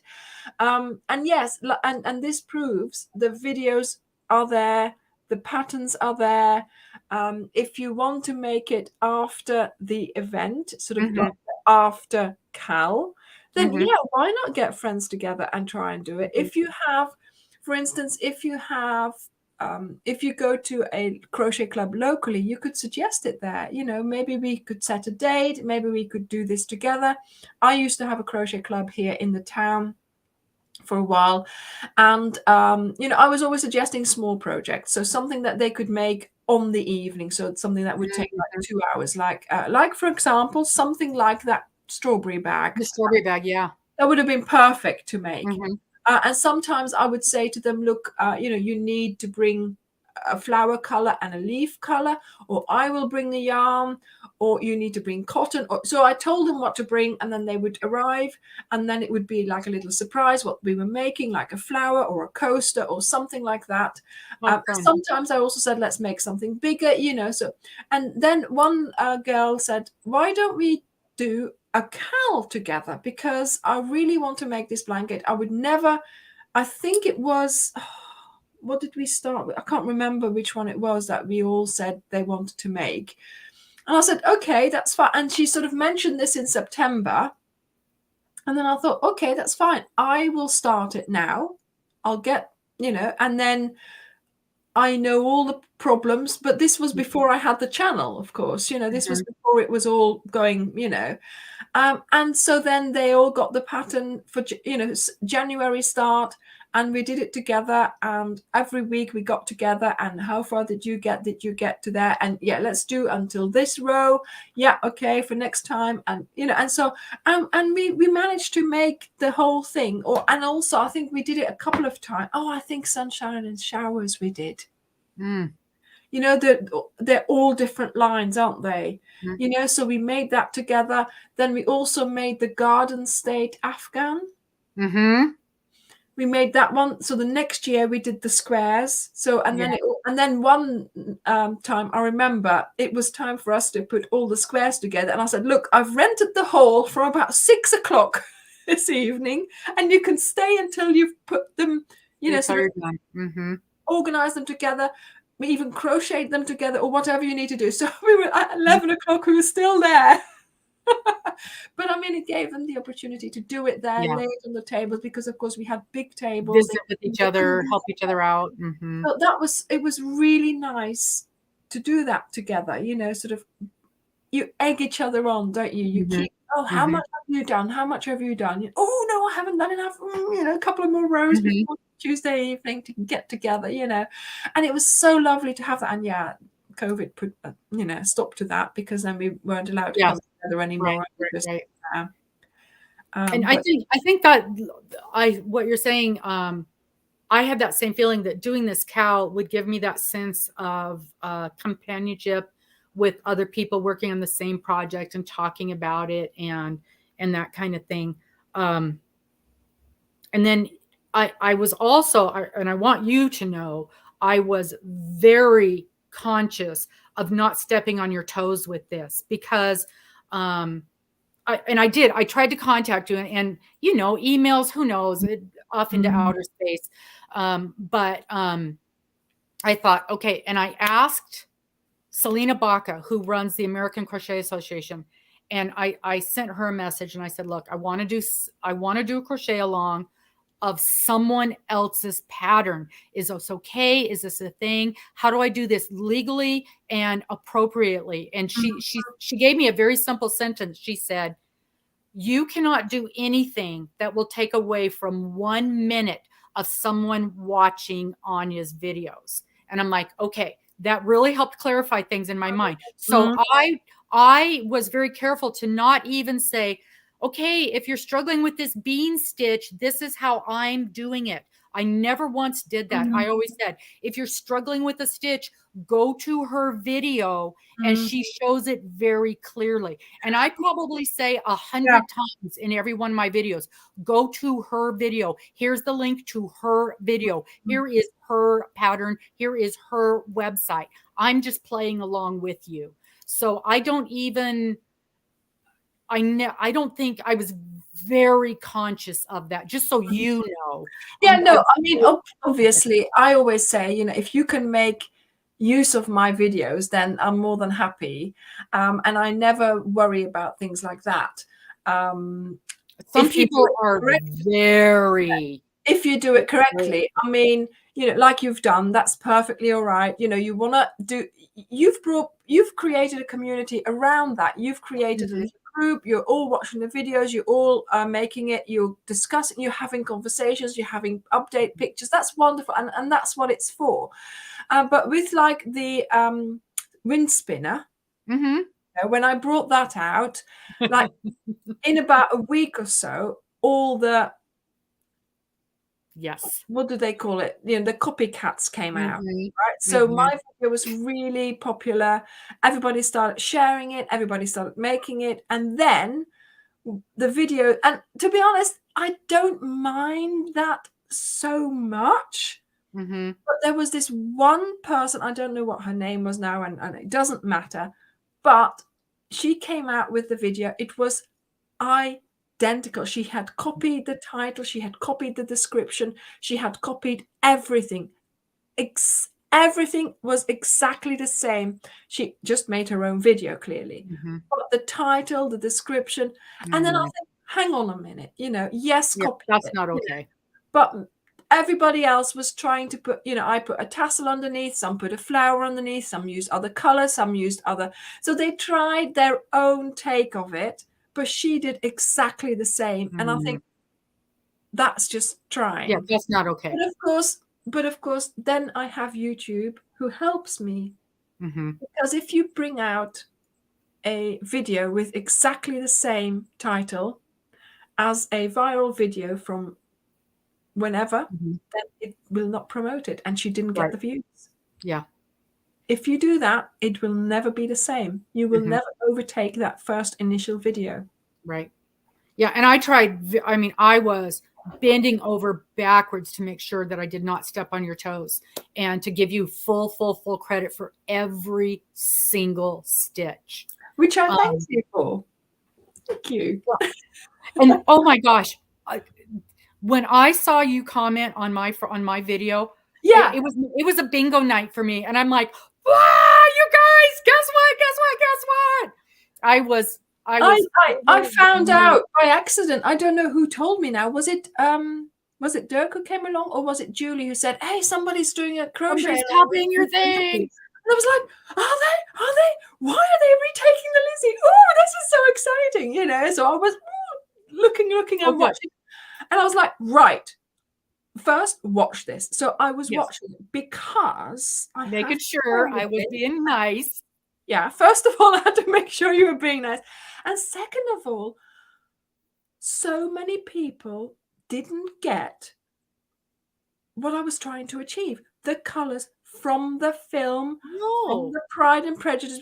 There were so many people who were getting the concept wrong. No, They I just thought it was very clear. they couldn't tell their viewers what it was Mhm. all about, exactly what was happening, why I chosen those colors. I'm like, why didn't you get it right? You know, for so many of those at the time, this was right. Mm-hmm. So many people were explaining it to their community, and we are going to do this, and who wants to do this as well? You know, the Cali starting, blah blah. And then they were talking about it, and I'm like, that's not what it is about, you know.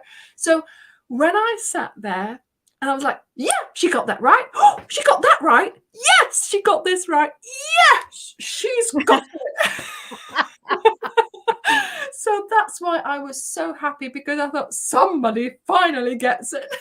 Oh, that makes me feel so good, because I researched a lot and I watched all of the videos multiple times. Which is what you should do, you know. Mm-hmm. And yes, I mean, there is an email address somewhere there. If you, if anybody watching wanting to do something like that, please do get in touch. I am Mm-hmm. accessible. I am Mm-hmm. there. Go to the Facebook group, try and get a hold of me somehow, you know. Mm-hmm. I am accessible, and I enjoy when people do this. And if you want more explanation for doing something like that, I am there for you. I want to do this. And I'm telling you now, Robin, no, Robin, No, you are not going to redo the Lizzie. I'm not. No, you're going to do the jam jar. Oh. And I want to do the Jewel of the Nile. See, So, I want to do everything. In a few months, Mm-hmm. Robin is going to do another crochet along, and it's going to be the jam jar happiness blanket. You know, people did suggest that to me. It's the same system as the Lizzie, and it's got a lovely little story about the flowers and about, you know, nature. Okay. See? It's perfect. It is perfect. It is perfect. And the colors are delightful. The colors Yes, are delightful. it's very And bright. I don't have to figure out the colors. But the colors are very bright, and I think it would be perfect for you to play with, so you get more used to playing with colors. And it's the same, you know, it's a double border, so I'm thinking, you know, perfect for your second. I'll tell you what. So that border. Yeah. But you guys, this blanket is doable for anybody. When you get to the border, you just have to put yourself in the mindset. You just got to get through it. And it's only 2 rows that are hard, 3 rows. It's only 3 rows that are hard. And they're not even hard. They're just time consuming. But you have to think, what would you rather be doing? Right. That or 8 million ends. Crocheting or sewing in the ends. Mm-hmm. And even Mr., he's like, are you sure that's easier than ends? And I looked at it for a minute and I'm like, yes, it is. It is easier than ends. I mean, I don't think it's easier. I don't think the word easier more fun. It's more fun because you're still crocheting. Mm-hmm. You know, if you have to put that needle in and here's the thing. If I'm sewing in ends, I still have to do a border. So exactly. So I am saving time. I'm definitely saving time. Yeah. And I'll tell you what, just this second, I did this just occurred to me this second. I did where is it? He's got everything moved. I did a temperature blanket last year, 2 years ago, last year. I finished it in January. And last January I finished it. I don't know. Time, right? And it was a corner to corner, and I did squares. And because it was a temperature blanket, there were a lot of ends. And just this second, I thought that would have been perfect for the envelope border, because those ends are weaving their way out. And I do my ends good. So it's the yarn that I used. The ends are fighting with it. And if I'd have done that border with 2 rows on each square and then attach them, it would have been amazing. Have you seen the double border? Oh, look at that. Wait, I got to make you big. That is gorgeous. Where is it? Where's the thingy? Okay, now I got to make you big so I can see you. So this is the double border of the Jewels of the Nile, Cal, that we are doing at the moment. Oh, no. See, now my numbers have to be perfect for that. So, yes, they do. But again, I explain how you can make sure they are. So this is the sampler. So it's not completely right, this one. Because I have to Gorgeous. fudge for the sampler. But yes, so so normally we do a double border just straight. Yeah. So this time I made it designed and it's shaped. Well, there's no reason why you couldn't. There we go. So is it, and I'm just guessing here, is the first couple of rows your base that you have to do for to get your double border with the slip stitch and all that, and then okay, I can see it now, and then you add, oh my God, that's gorgeous. Unbelievable. So there we go. And now that's Jewel of the Nile? Yes, this is Jewels of the Nile. Yeah. I love that. This is the one I made when I was filming. Why does that call to me so much? This is this is the size of well, this is bigger because of the multiples. I had to have a bigger multiple. And see, I like the bigger blankets. That's the only thing, and it's my own fault. That's the only thing with Lizzie that I wish it were larger. However, it is the perfect size for a couch blanket. Yeah, and some of the blankets I make are too big. Yeah, for the blankets, 15 balls is a nice pack to sell, nice pack to send out.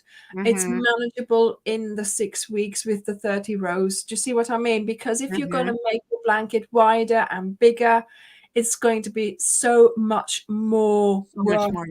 Yeah. So that's why we tend to make the single bed size blanket, which is, I think, in the US, a twin bed size. A twin, yeah. Twin or single, yeah. Wow. It's just, everything you do is just so beautiful. And I didn't even realize, I'm so bad. And I thought I watched all your videos, but I did not realize that you do all those little things. All I see is blankets. And no. I do but blankets, I do wearables, but I also do like the I'm gonna have to go back to the beginning. The chakra, I don't know even what I'm pointing at now. The wind spinner. Then we have here the cube, the Rubik's cube. So I try to. What I always say is, if you follow me, you will have enough projects and enough change, enough variation to keep you busy throughout the year, basically. There'll be wearables, there'll be little things, there'll be gift type things, there'll be decoration type things, all kinds of things. And that's what I like doing. I do think I overwhelm people because some of it is a lot. There's a lot, like when I brought out the Netflix blanket, that was sort of do it yourself, Cal, almost, 105 rows, just, there it is, do it. And people did, but I tried to, create enough variation so that, like the spring flower, like the wall hanging there. I still don't know where I'm supposed to be going. It makes no sense. It absolutely makes no sense. Here, and days later, people were there and they made it. So I put larger and smaller projects out just so that everybody can find something that they like to make. If you haven't got much time, but you want something smaller, then there is something smaller. Or something that travels with you. I'm thinking ahead I'm doing some more traveling this year, and I'm thinking ahead for projects that travel. And I know personally, I don't like to do squares that I have to hook together afterwards because they never get hooked together afterwards. They sit in a pretty pile. And so it's nice to have something that's small that you can travel with you. It's nice to have something you don't have to think about in between the hard stuff. And that the pattern of. You just can do wherever you are, in a car, on a train, plane, whatever. So yes, I am. There's going to. in the autumn, there's going to be something like that. Okay. Yes. Yes. So because you're working so much with your own projects, do you have the opportunity to make other people's projects? Are you, nope, not at all. It's all just you now. So Do I you have, miss that? pardon? Do you miss that at all? Sometimes I think, oh, I would like to make that, but the thing is, there is, yeah, I wouldn't. It would put too much stress on me as well. Yeah, I know I would like to make it, but I do have to. I produce 2 videos a week. I do the Yes. live on the Sunday. Then Yes. some of these you have to have the written pattern, or people want written patterns. It's Mhm. not just Yeah. the crocheting time; it's the Yeah, it's a filming full-time time, job. and oh my goodness, it's the editing time as well. The editing, the editing, Hours. It takes hours and hours hours. and hours. A People have 27 no clue. no, People have 27 no idea. video, 27 Mhm. minute video takes 3-4 hours to edit. Mhm. At Because least. you're listening, you're watching. Oh, did I say the right word? Did I say double Mhm. crochet? No, I said single crochet there. You've got to go back. You've got to listen to it again. How am I going to get that out? Voiceover, blah, blah, blah. So it takes so much time to do all those things. Plus, okay, I'm not there to actually physically upload it, but my computer is there. Mhm. Upload for hours as well. On Friday, it took 8 hours to upload a video. I don't know why, Mhm. but Yep. so that was sort of like, normally it doesn't take that long, but that was like well, maybe we had bad connection that day, Mhm. but you Yep. know it all has to, and then you have to then Dirk has to he does the titles for the videos to make Mhm. sure that people can find them, the description Mhm. box, the links, everything like Mhm. that. So it all takes so much time. And yeah, I allow myself an evening sometimes, or a weekend sometimes, where I'm not filming or not crocheting. I'm doing another hobby that I enjoy, and I do some sewing at that weekend. Mhm. So that's what I do. I sort of, when I know I'm okay for a couple of weeks, I'll just say, right, this evening I'm going to, because I was going to do that this evening. I'll just sit and do something else. I've got in Mhm. there, I've got a couple of things that like a little bit of Indian block stamping that I like to, Mhm. and I'll do some of that. But I am also doing some sewing soon for a project. So I'll be, on Saturday, I'm going to give myself the day just to do that sewing and enjoy sewing that. And I'll make myself a new little makeup bag as well. Mhm. So it's something like, so that gives me then the impetus again to Right. do more, so Yeah. having had That fresh break. Yeah. a little bit of something for myself. I can't commit to making a big blanket from some other designer, Right. because I just, that would put too much stress on Absolutely. It me, absolutely is. in addition to all the stress I already have to make sure that I have the blankets, I have Mhm. the videos made every week, Yeah. so the crochet that I have to do for the videos, although I choose to do that and I choose the Mhm. design, it still needs to be finished. Right. And it's still a lot of work and a lot of time. Mm. You enjoy it or you wouldn't do it, but it's still the the technological end of it is, it's just horrifically Mm. time sucking. Yeah. I know Darla, she does, oh my gosh, I just lost the word. Not editorials, tutorials. She does tutorials for all of her stuff. And I know she'll just be like, I just had to completely redo an entire hour worth of work because whatever was wrong. Yeah. And Yeah. and I don't do tutorials. I don't ever, well, because I don't teach anybody how to do anything. Mm. Mm. Um, I've had to redo this.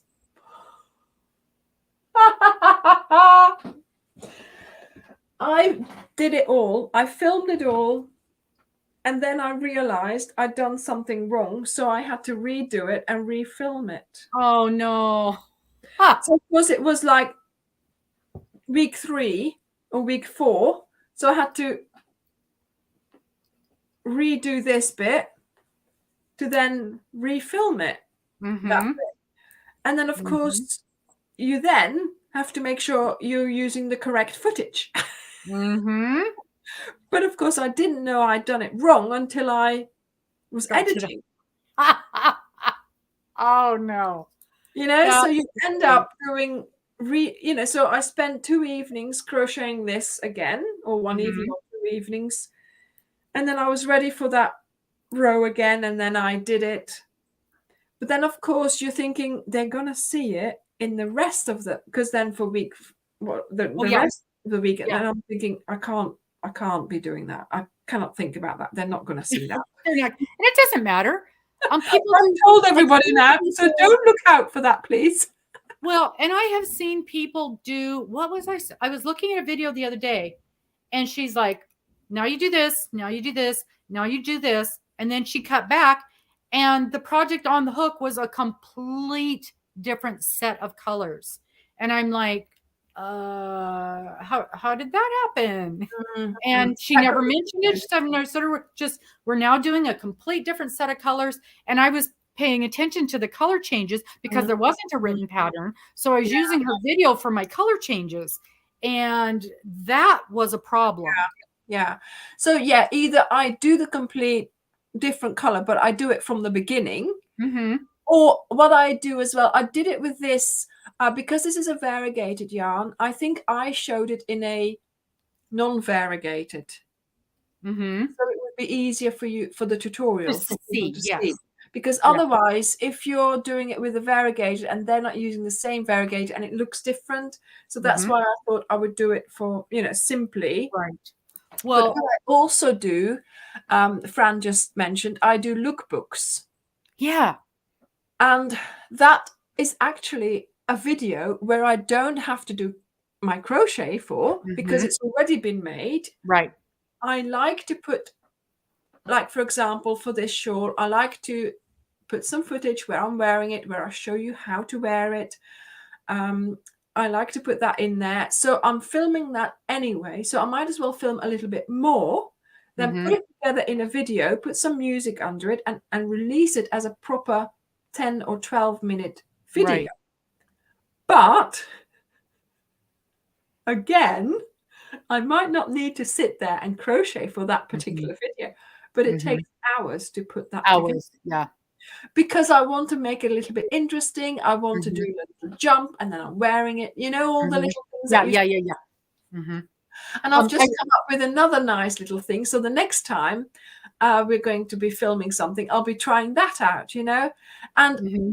did you see my short with this video where I'm walking forwards in the town and everybody else is walking backwards? Yeah.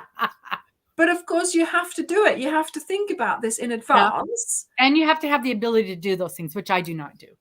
Yeah, because because of my editing software, I can Mm-hmm. do that. You see, I can flip or I can reverse the video. Mm-hmm. Or I can also have two people wearing the same shawl, but only Mm-hmm. have one shawl.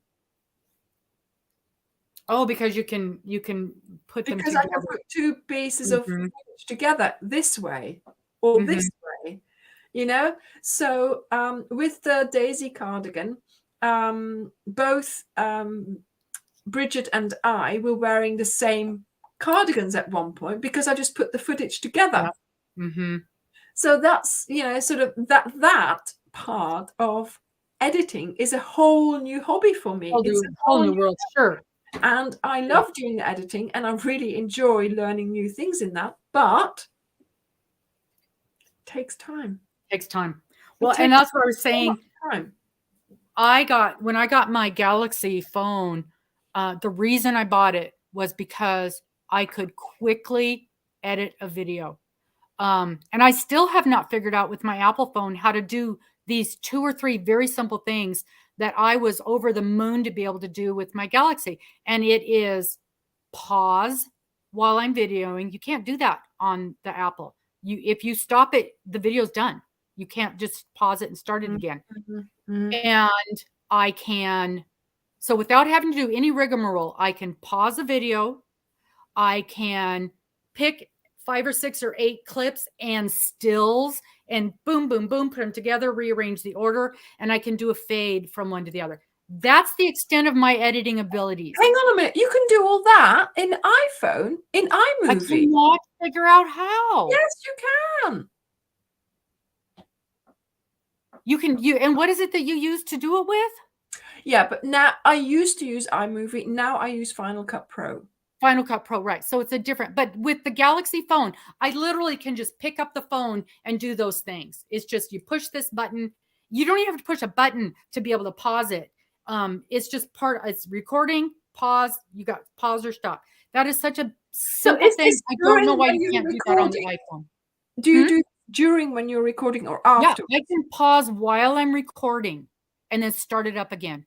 And like, I can pause it. The phone starts ringing. I can just pause it, do my phone call, get back, and not lose my spot. If a train's coming, I just pause and wait for the train to go by. With Apple, you just stop filming.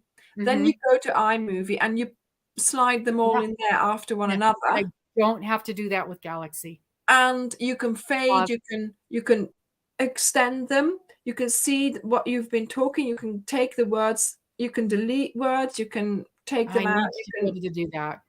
You can put music on, you can put your logo on, you can put your logo, you can put a starter, you can put an intro, you can put an outro, you can put pause buttons. Right there with iMovie, you can do all that? Because I have heard that, but I've yet to be able to figure it out. Yeah, I used to do that up until I got Final Cut Pro, which is in 2020. I used to do everything on iMovie. And that's what somebody else had told me, was you can do all this with iMovie. And then the newer phones, I have been told, iMovie doesn't work with. I don't know. I no longer use iMovie. Yeah, and that's why I switched to the Galaxy. Yeah. Donna, okay, so Donna says there's a video on YouTube for everything, but here's the problem with that. That's how you did it 3 weeks ago or 3 months ago or a year ago. That's not how it works today.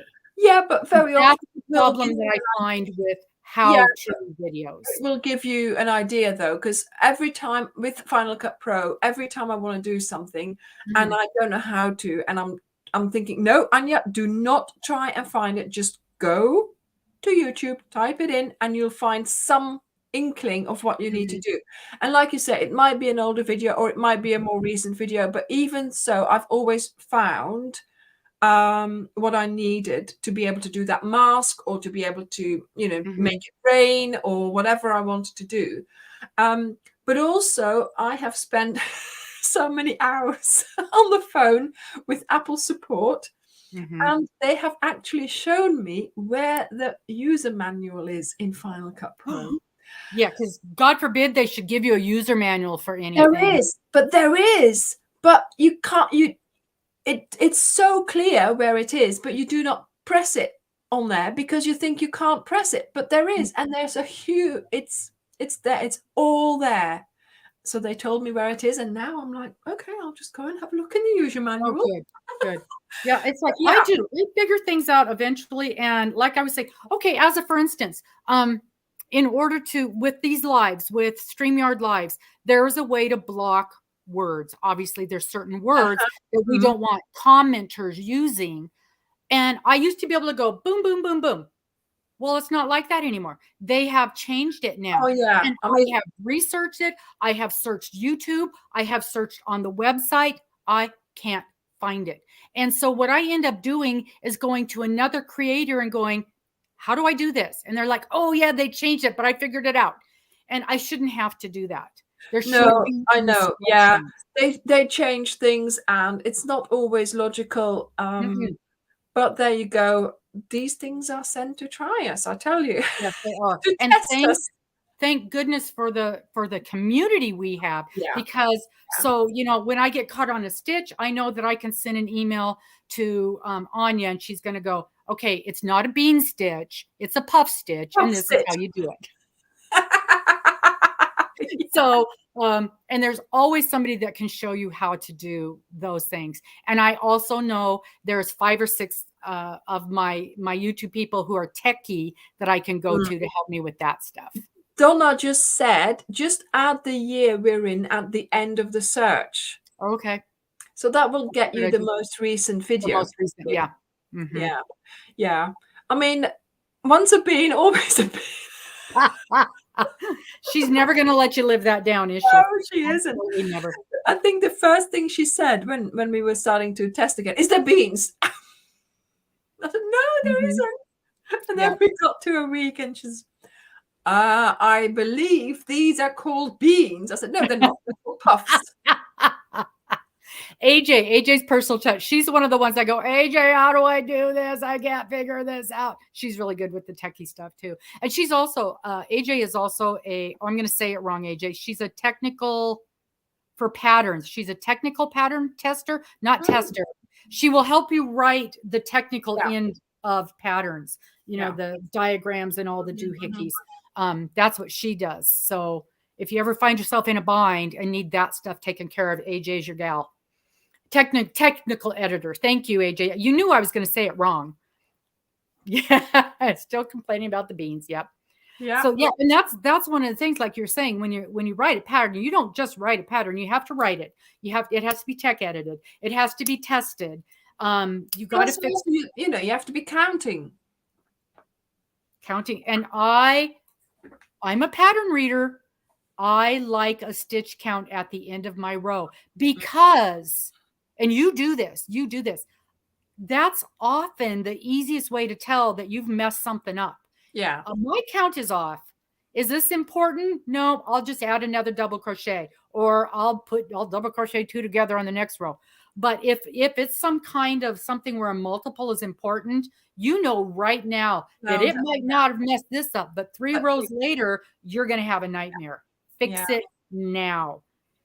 Yeah, it does. I mean, obviously it does help. And, the more information that can be put into the pattern, like the dimensions, even the weight of what the finished item weighs, I think that helps as well.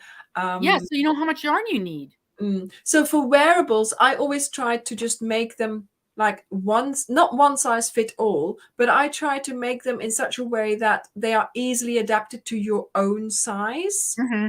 So if I give as many measurements, like for example, for the Cairo poncho, if I give the measurements, how big my squares were, how big how much it weighs, and if they follow me, they will know that I'm about sort of a medium, large. I'm quite tall, so then they know, we know Anja is this size. And that's also why the lookbooks are good, because they can see me walking around with it. They see to where it comes, to where it covers my arms, how far it is open. And then because one of the ladies who follows me, Benedict, straight away, like the weekend after this video came out, she had finished her Cairo poncho, but she made it bigger because she realized from what I look like in the lookbook and what I'd said, that she needed it slightly bigger. And I told them, you can make this bigger by doing this, or smaller by doing this. Like Julie,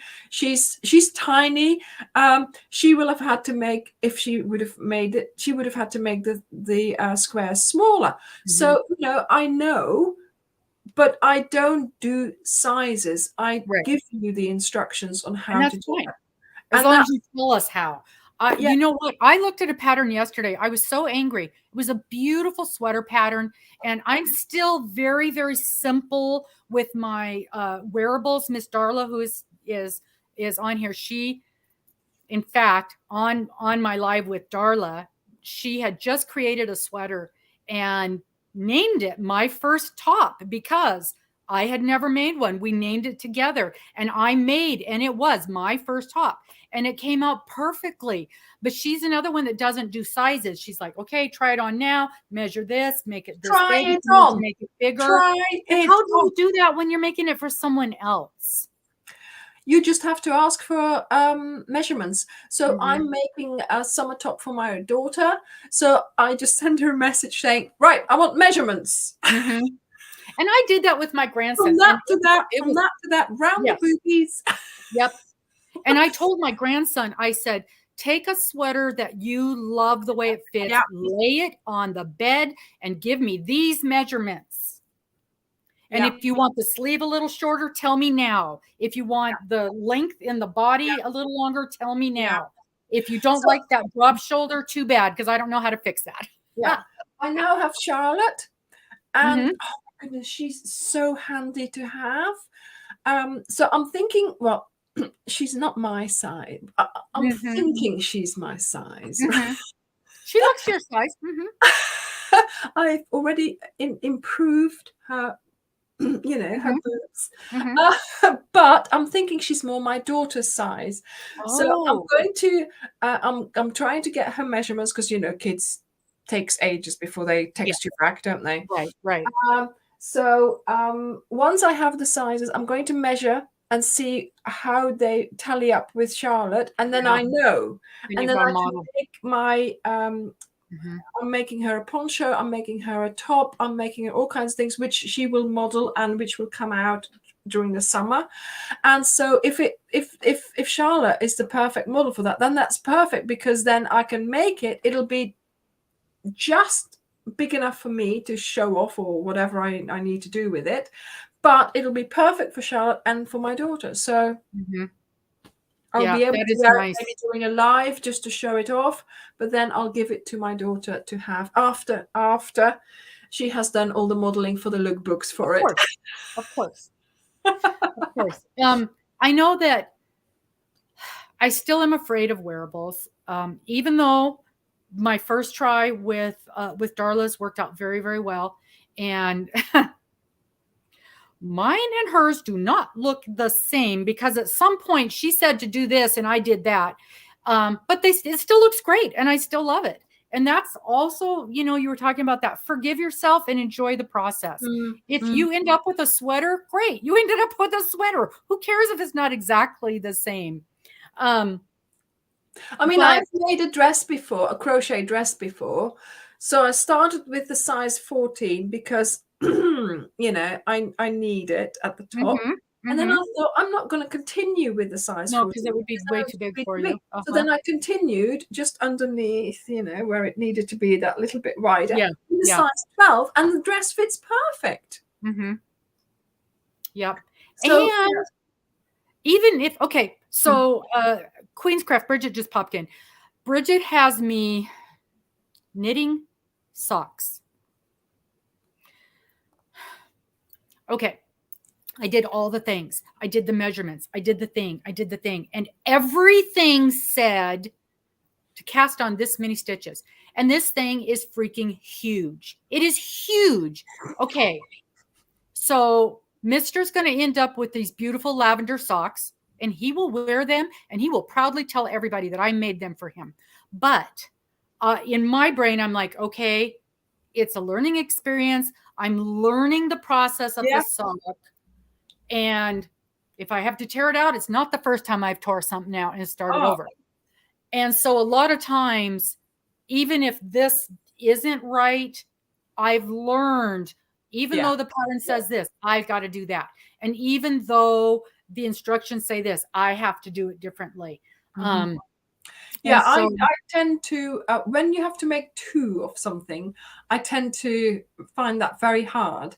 So I like making ponchos because it has no no sleeves. sleeves. Mhm, I like, I don't make socks because you have to make two of them. mhm.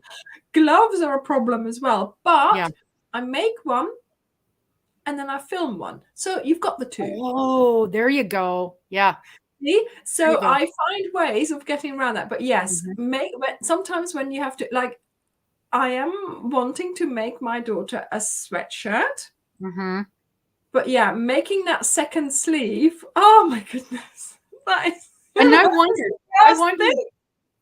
I wondered if second sleeve syndrome was the same as second sock syndrome, and it is. Exactly. I know when So, I got to that second sleeve, and what I'm worried about is it's going to be the exact same length and blah blah blah blah blah. But but if you have you to can, make two together. mm-hmm, You have to make them at the same time, and at the then you same do a time, couple of yeah, rows each, a couple of yep, rows, a couple of rows there, and you mm-hmm, do the same thing, and that way it works out. So that's how I get past that. But I also try to film one, yeah, so the more you either make you one, do yeah, them both, or you make one and you film, depending on how easy sort of, if you're not doing any increases or tapering, then you can mm-hmm, just make one and film one. yep, But if you are doing tapering or more intricate design, then I make them both at the same time, so they're the same. Well, Yeah. and Mr. Thankfully, he likes vests, so no sleeves Yeah. required. Yeah, Shara also says make them at the same time. Yeah. That is. And you know, I used to have a mannequin 100 years ago when I used to sew a lot. I had a mannequin that I could adjust the sizing for Yeah, each. that's what I wanted. Mhm. You know, sort of to make her the same sizes as I am, basically. Right. But then I saw Charlotte, and she Mm-hmm. has arms, which a lot of the mannequins don't. Do not. Yeah. And I really liked her. So her arms are really nice and wooden. Yeah, she's Mm-hmm. got a little bit of a knob there. Yeah. No, So she's perfect. I really liked her, and I thought, well, you know, I think she looks really nice. And also, Yeah. you know, because she's going to be in the picture with me like this, I thought you know, it'll be nice to have her. But I mean, dressing a mannequin. Oh, that's not easy. No, How they fight you difficult is every that? inch of the way. You need a degree to be able to dress a mannequin. Mm-hmm. Oh my goodness. Is there a video on YouTube on how to dress my mannequin? I'm sure there is. I'm sure there I've is. had nightmares already with this. So on a Mm-hmm. Sunday during a live, I'm going to show people how to get her dressed, you know, sort of take her all apart. Because she comes apart, you see. But Oh, yeah. yeah, so you have to take her apart to be able to put the clothes on. Who knew? Who knew? Yeah. It's We learn every day. mm-hmm. We Yeah, and learn. then if you don't get it together right, the arm falls out. Yeah. So the other day I was twisting her, I was going, and I thought, oh, I had a hand in my hand. It's like, oh, thing. That's funny. That is funny. Yeah, No, but she's beautiful. And I cannot wait now to go back and try some of the smaller. yes. Some of the smaller I do have some playlists which are called like small projects or Oh, fun okay. projects or something like, you know, names like that. So they will have the majority of the smaller projects in them. But yeah, like I said, I do try to have some variation because some people do comment saying, oh, I'm overwhelmed. You bring out so many new things, another blanket, another. How do you do it? Well, yeah, obviously. Some videos work differently than others, and Yeah. you know, it just bring you know, small videos are easier to make, obviously. So then I can just make a couple of those and then do a bigger project, and then it all works out, you know. So yeah, I can imagine that. You know, I've brought out another blanket and they're like, I can't keep up, you know, I can't keep up. But Yeah. Well, and I've been so focused on Lizzie for the last year that when I go to your website, I just go right to Lizzie, and that's so that and I see the pop up for the other videos, and I'm like, oh, that's beautiful. Where's Lizzie? I need to look at Lizzie again. So I'm sure that's why I've just been so focused on this particular project. yeah. And I'm getting such good feedback from people, and I mean, I don't even have a clue how many people are doing it. At least a dozen, which for me, I'm like, oh wow, that's awesome. And so yeah, and on Sunday, quite a few people said that they were doing it with you. So yeah. Tell them to put a comment in. I want to hear from people. I'm so excited. But I just, you know, I'd like to get a rough idea. And there is a little giveaway at the end. It's, you know, it's nothing amazing. So make sure anybody who sends me a picture of their substantially finished project, you're in for the drawing. And so yeah, absolutely. And it's my regular email it's at the bottom of every one of my videos except the bingo videos, because there's just not space for all the names and the bingo. And if you guys don't know, we play bingo every Monday night, and I give away yarn, I give away patterns, I give away I'll have all to have a kinds look of at things. that. Yeah, I didn't realize what it was all about, these bingo. Oh yeah, we play bingo and visit. Sometimes we even remember we're playing bingo while we talk. So last night my roommate won. It was so funny. And she won a pattern, and I'm like, I know she doesn't read patterns. Every time I try to teach her to read patterns, she's like, oh no, I'm working on this. I don't need to learn how to read a pattern. But yeah, you do, and you will. But so I switched the prizes and gave the pattern to someone else. So but yeah, that was so fun. She's like, because while you're playing bingo, if you get the bingo, you you'd put bingo in the comments. And she's like, bingo, bingo. I'm like, Morgan, did you get a bingo? And she's just laughing at me in the other room. She goes, yes, I did. So that was so funny. And then a few months ago, her boyfriend won, and I didn't know it was him. I didn't know his screen name was him. So I'm like, oh, so-and-so won, and blah, blah, blah, blah. And then afterwards she came out and she goes, that's my boyfriend. I'm like, oh, okay, cool. I don't have to pull it. Oh, that's lovely. That was so fun. But yeah, we have a lot of fun with bingo. We have a lot of fun with bingo. So yeah, anybody who's in here, just pop in. It's bingo is 4:30 Pacific. So I made it a little bit earlier well, for you, that's probably middle of the night. So that's not going to work. Okay, but I'll watch one from before, just so I can have an idea. An idea of what it is. Yeah. And let your people know how much fun we have playing bingo. So we know that you've got projects coming up. So now that jam thing, I got to go look at the jam thing. Yeah. Go and have a look at the jam jar happiness. Jam jar. Do you have, are the Lizzie packs back available on your site? Not yet. Well, I think possibly a few, but not many if we do have them. Yeah, I lucked out. Because I kept going in, it wasn't there, and I'd go in and it wasn't there. Yeah. And then Black Friday, you had a sale and they were in stock. And I'm like, I got mine. Yeah. And that's one of the things. And now it's just, even if we wanted to, we won't be able to have that many, or have any. So excuse me. So we just need to be patient at the moment and just hope that everything sort of settles down soon. But we'll see. We are trying to, we would have made a Wendy pack with it, but not all the colors are in Wendy.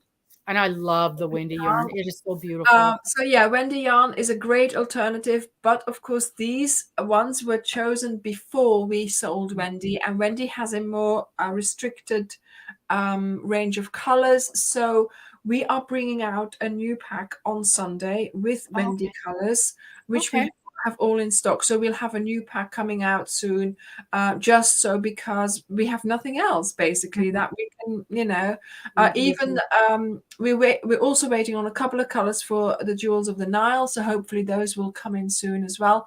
But it's getting to a point where we're just trying our best to get more colors, to sort of get stocked up. But if they don't have them, then they don't have them. So how many colors are in Jam Jar? 15 again? 15? Yeah. I was really overwhelmed when I saw 15. I'm like, no, it's fine. So 15, the amount, so a blanket, I think the Lizzie weighs about 1,100 grams, a Jam Jar about 1,200 grams. So you have 1,500 grams in a pack. That means you have got some yarn left over, but some people have different tension, and some people will use up, more. Yeah, I was surprised because one of the gals last night, bye Darla, one of the gals last night told me she's going to run out of yarn. And I'm like, did you buy a pack? Are you using the right hook? Typically, unless you really crochet big. Yeah.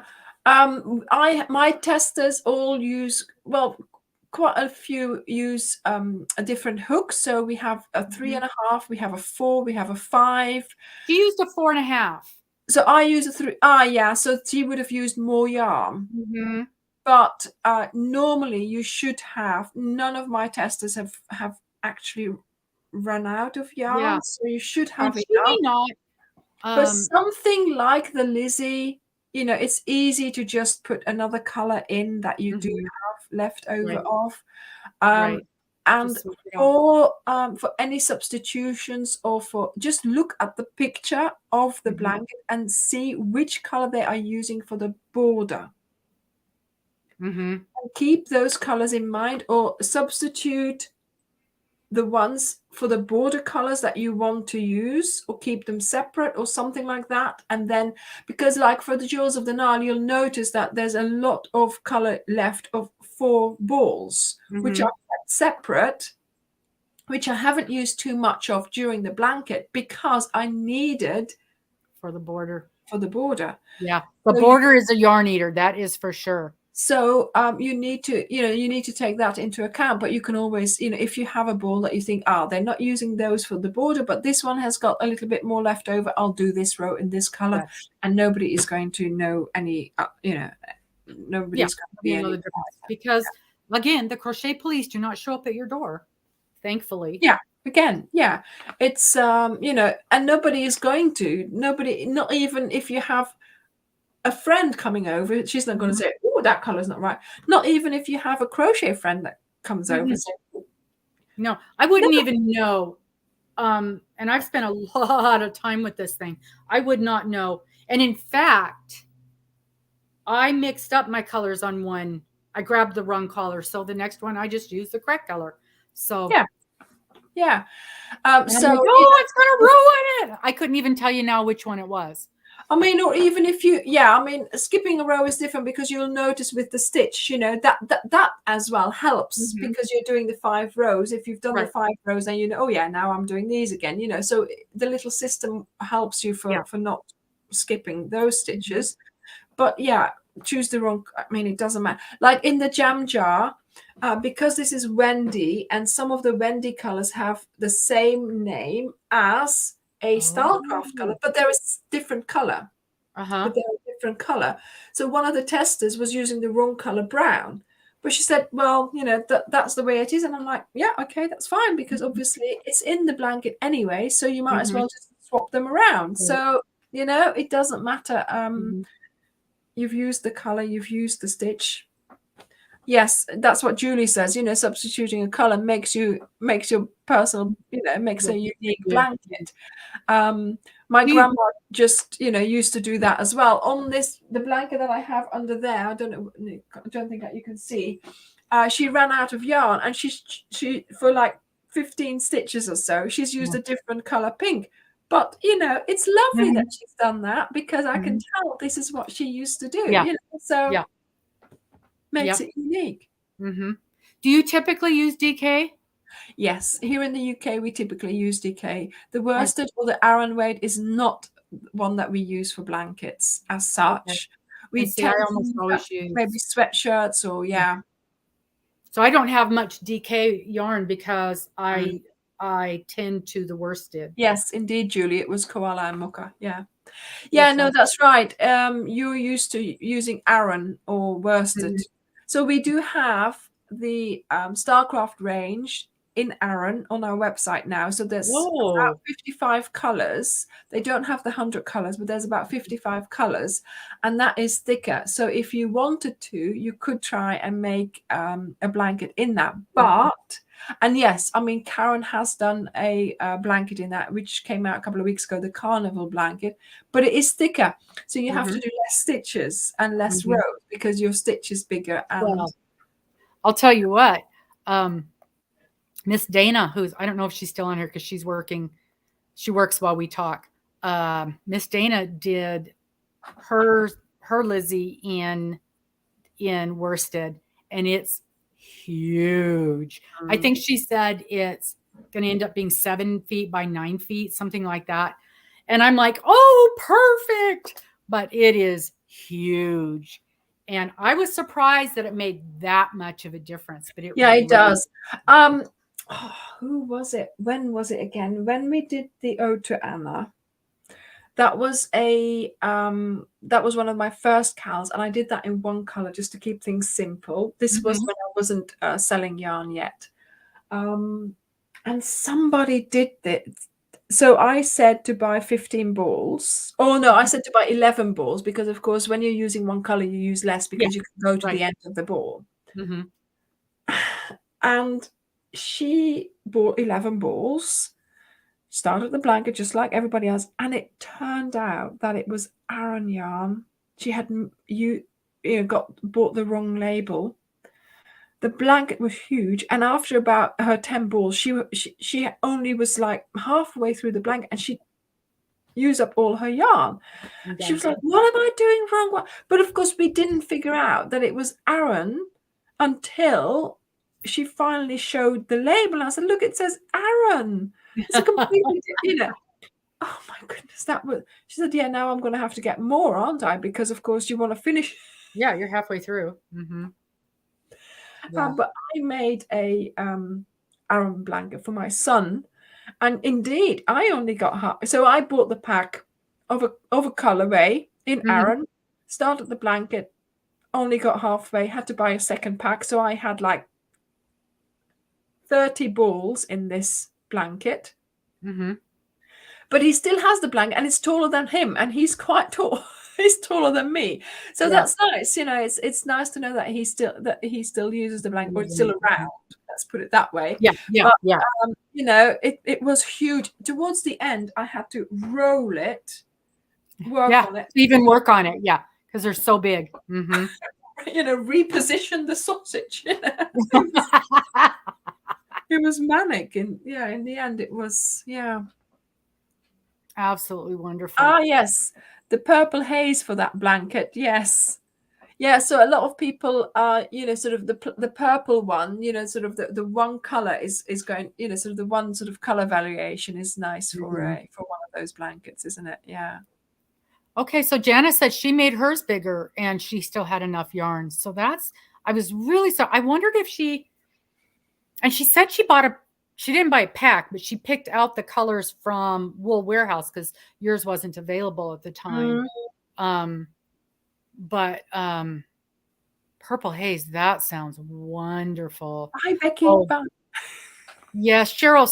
So, and I think you guys do the same thing in where you are. You talk about how many plies is in the yarn, and that just no, we don't. To be honest, we don't. We have like the main one is DK, then we go to Aran and chunky, super chunky, and then before the DK, the thinner stuff, we go to, then I think there's one that we call 4-ply, but all the others we don't use a number. And then baby and sport or lace, I don't even know what throws me. I always think sport and DK are the same, but I guess they're not. And I messed up and bought some yarn in a sport weight thinking it was DK. Yeah. No, the way to see is look at the hook size that they recommend. And then, what a rough idea. Yeah. Yeah. Absolutely. I know I'm doing a cowl because it's got cactuses on it. And I was going to actually, for once, I was going to actually do the gauge only because I want to know how big this thing's going to be. And she says to use this hook size and the yarn says to use that hook size. So I'm going to start with the hook size for the yarn, see what I end up with. Then I'm going to use hers and see what I end up with. And honestly, I just want the bigger blanket. But I don't want it to be huge. Because I kind of am liking the way Lizzie is working out. I like the idea of, and I'll tell you, when I first started Lizzie, she was going to be like Lizzie and like Fruit Garden and Sophie. These are heirloom blankets that do not get thrown on the couch for the dog to lay on and to end up on the floor. Well, as I've gotten farther along with it and I'm in love with it and the size is perfect, I'm going to use it. It's not going to go on the blanket tree. It's going to get used, but there's no way Sophie or those kinds of things. That's not something that can just get thrown on the floor. And I use my blankets. I use them. I mean, I don't let Layla do her biscuit thing in there, obviously. But I use the blankets for, when the kids come over, we have them, sort of throw them all on the sofa. Right. When, I put them in the car, I do, and I'm not careful with them. And certainly when I do the lookbooks, I drag them along the floor. Like with the Netflix one, I was dragging that along the streets of Dubrovnik. It was so dirty towards the end. The first thing I did when we got home was wash it. But I don't worry about it because that's the whole thing. That's the whole point of it. You want to be able to use them and, sort of wash them and dry them. And I've never had a problem with that. So Yeah, I mean, and to be honest, I do sit there with a blanket, and Layla does come on there. Right. And she will lie on it, and she will, but as long as she's not doing her, Yeah. Yeah, then, with the claws, yeah. but if she does start doing that, I'll lift her sort of nails out of it. I'll go, no, and then she does stop. So, but then I pull in the fleece blanket, which she can go in and Right, she can do that. But it would be a shame if she did pull the actual strings out of Yes. the, that's what I'm worried about. But Mhm. to be honest, once they've served their purpose, I'm not that precious anymore about them. But still, you want to try. Yeah, you want to take care of them somewhat. We Yeah. put so much time, effort, and money. Let's be honest. Yarn is not cheap. No. And even cheap yarn is not cheap anymore. So True. That's right. Yeah. I had a lady come into the craft shop the other day, and we don't sell yarn, but I have some yarn there that's kind of a display. And she's like, I am almost out of black yarn. Can I buy this? And I'm like, I guess. I mean, I can go buy another ball of black yarn and put it in there. It doesn't matter. And it was, I think it was just a basic red heart yarn. And it didn't have a label, but it was a full skein of yarn. Because like I said, we're using it as a display for color. And she says, well, how much do you want for it? And I go, $3. And she's like, $3 for a skein of yarn? And I'm like, lady, when's the last time you bought yarn? You cannot buy a skein of yarn for $3. So move along, go to the store and buy your yarn. Yeah. It's, what last year cost us $5 is now $10. So again, that's why when I find a sale of a yarn that I know I'm going to use, even if I don't have a project for it now, if I can find basic stitch on sale for $2 a skein, guess what? I'm buying 30 skeins of basic stitch. And I will use it, or it'll end up being a giveaway in my prizes. But I am not passing up $2 basic stitch because I don't have a project in mind. It would be easier for me if I tended to use the same, like you use the Stylecraft and the Windy for the majority of your projects. That would be much easier in my world. But here we go again. I'm picking up someone else's pattern that says to use this yarn. And I think that, and I know how to substitute yarn. I know how to go to that yarn substitute thing. I know how to do the whips per inch. But in my mind, I have to use the yarn that they designed it for. Yeah, I mean, I want to, yes, I've always, how should I say it? I like just using one brand. I like for example, for my makeup, I like one brand of makeup. I like one brand of hair shampoo and conditioner. I like it to be the same sometimes. You know what you're dealing with. You know how your gauge is going to be. You know how the yarn's going to work up. You know how far a skein of yarn is going to go. You know what your color palette is. And I'll be honest, with the Stylecraft, I have not run into one knot in all of this yarn. Yeah, I mean, that's the thing. Stylecraft with all the colors. Then we were suggested Wendy by because James C. Brett came to see me here, and he sort of suggested, maybe you could start using Wendy. So I said, yeah, okay, I'll try it. I'll sample it. And he sent me some yarn. I used it and I loved it. And had I not liked it, then I would not have been using it now. Of course. So yeah, and it's good to have two brands, because otherwise we're just too much dependent on one brand. And then if you can't get a color or something, so it's the same type of yarn, and I like to stay with that because there's so many more out there. But for me to sort of to keep the the same thing, so people know what they're getting when they come to me. I think that's important. If they want to use because there's other what was it again, stonewashed. So some people are designing with stonewashed, and that's a completely different it feels different. Completely different And look the and look is feel. different as well, because of course there's that mottled effect. Mhm, So I'm thinking, well, that's not what I want to be doing. I want mhm, to stay with these. People know what it's going to give them. They know the quality of the blanket that they can achieve by mhm, using what I'm suggesting. So, that way, we can mhm. we can do that. Yeah, and at But the keep same time, simple. Lizzie lends you to a scrap GAN so easily. I mean, if you want to do every row a different color, you could. Mm, mm, And I yeah. couldn't, but a normal person No, could. no, no. You can obviously, because that way you can use up. Every square inch of your yarn, yeah. Yeah, you can use up your scrap. You can use up, and you can keep your pattern interesting, Mhm. because you're not just doing a one stitch wonder. Yeah. You can, you can easily use that and have fun doing that while you're Mhm. using up Yeah. your yarn. Yeah.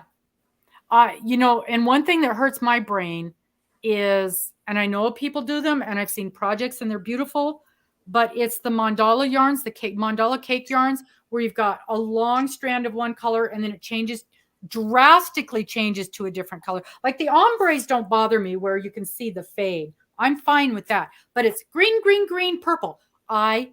In the middle of a row, in the middle right here, it's just changed. I can't do it. I So can't. I find It that hurts me. really, really difficult. This Mhm. one is okay, Yeah, um, because it's right. It's because, not. and it really worked out nicely, and it's not that block of, like Mhm. you say, a sudden change. But I've seen pictures in Facebook groups of people posting their blanket or posting their